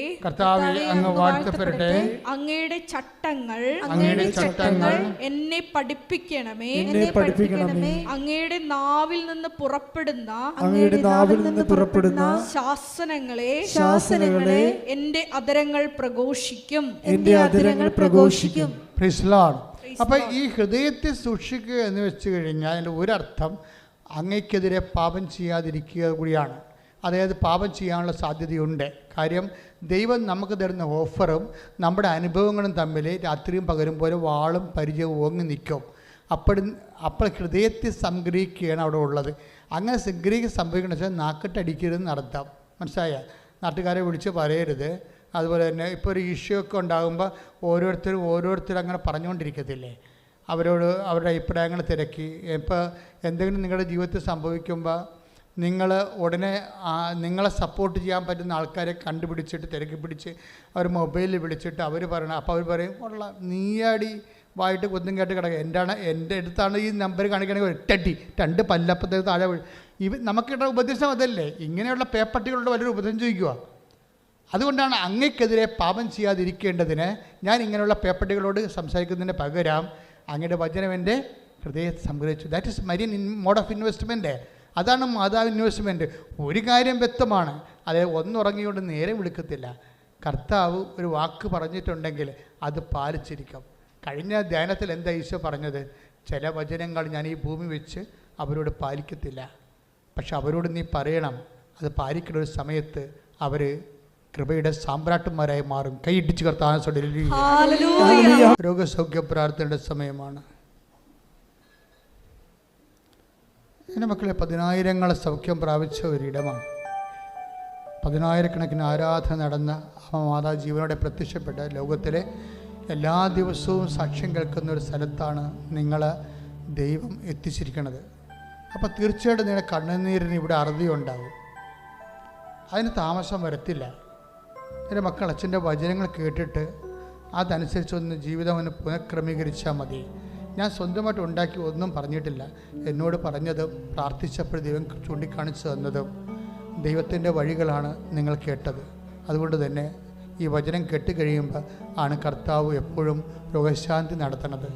കർത്താവ് ജീവിച്ചിരുന്ന ശരീരത്തിലുണ്ടായിരുന്ന കാലത്ത് എപ്പോഴെല്ലാം വചനം പ്രഘോഷിച്ചു കഴിഞ്ഞ് കർത്താവ് രോഗശാന്തി നടത്തുമായിരുന്നു.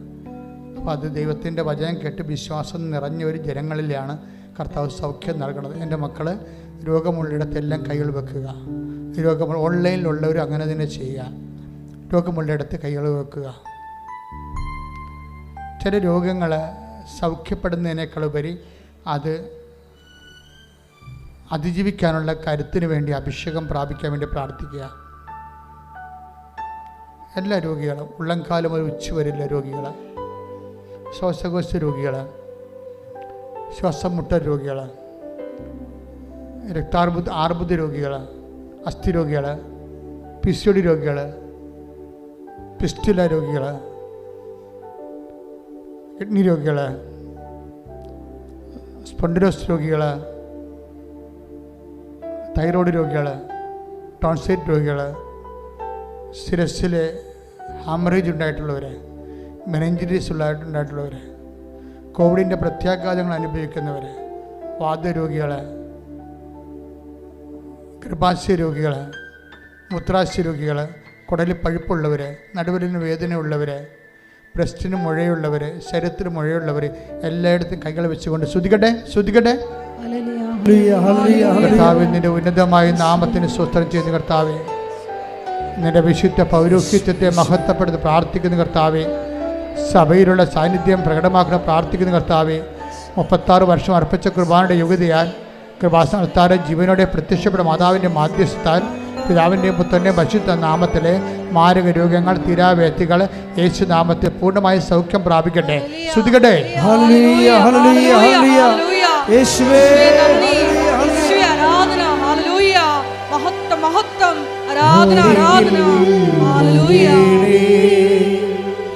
സദയം തുടരേ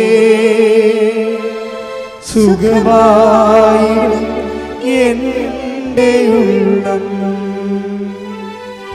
അരികിൽ വരേണേ, സദയം തുടരേ സുഖമായി എൻ്റെ ഉള്ളം. പരിശുദ്ധ പരമദിവ്യകാരുണ്യത്തിന് ആരാധനയും സ്തുതിയും പുകഴ്ചയും ഉണ്ടായിരിക്കട്ടെ. എൻ്റെ മക്കളെ, ഈ മണ്ണ് നിങ്ങളുടെ കണ്ണുനീര് ഏറ്റുവാങ്ങാൻ വേണ്ടി ദൈവം സൃഷ്ടിച്ചെടുത്തൊരു മണ്ണാണ്.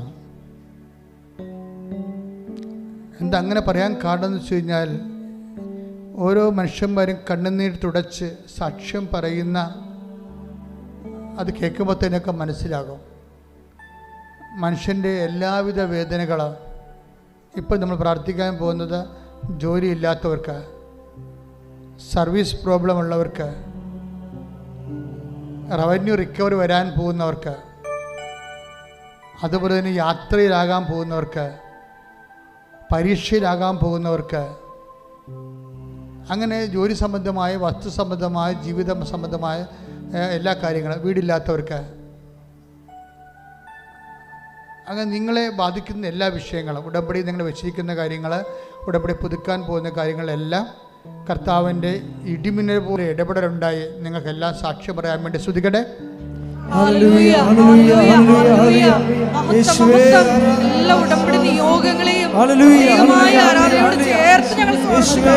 കർത്താവേ, നിന്റെ ഉന്നതമായ നാമത്തിന് സ്വസ്ത്രം ചെയ്ത് കർത്താവേ, നിന്റെ വിശുദ്ധ പൗരോഹിത്യത്തെ മഹത്വപ്പെടുത്തണമേ. സാമ്പത്തിക കടങ്ങൾ ഉൾപ്പെടെയുള്ള എല്ലാവിധ ജീവിത അവസ്ഥകളെ കർത്താവ്, ഭവനരഹിതർ, വീടില്ലാത്തവർ, വഴിയില്ലാത്തവർ, സ്വസ്ഥതയില്ലാത്തവർ, സമാധാനം ഇല്ലാത്തവർ, ജോലി സ്ഥലത്ത് പ്രോബ്ലം ഉള്ളവർ, ജോലി നഷ്ടപ്പെട്ടവർ, കർത്താവെ പെൻഷൻ ലഭിക്കാത്തവർ, അങ്ങനെ പല തരത്തിലുള്ള വിഷമം അനുഭവിക്കുന്നവർ, പരീക്ഷ എഴുതിയിരിക്കുന്നവർ, തോറ്റവർ, പരീക്ഷ റിസൾട്ട് പ്രതീക്ഷിക്കുന്ന റീവാലുവേഷന് കൊടുത്തവർ, ഭാഗോടപടി നടക്കാത്തവർ, എൻ്റെ കർത്താവിൻ്റെ ഉന്നതമായ നാമത്തിൽ തീരാവേദികൾ, എല്ലാവിധ ജീവിത ദുരിതങ്ങൾ യേശു ക്രിസ്തു നാമം നിർവീര്യമാകട്ടെ.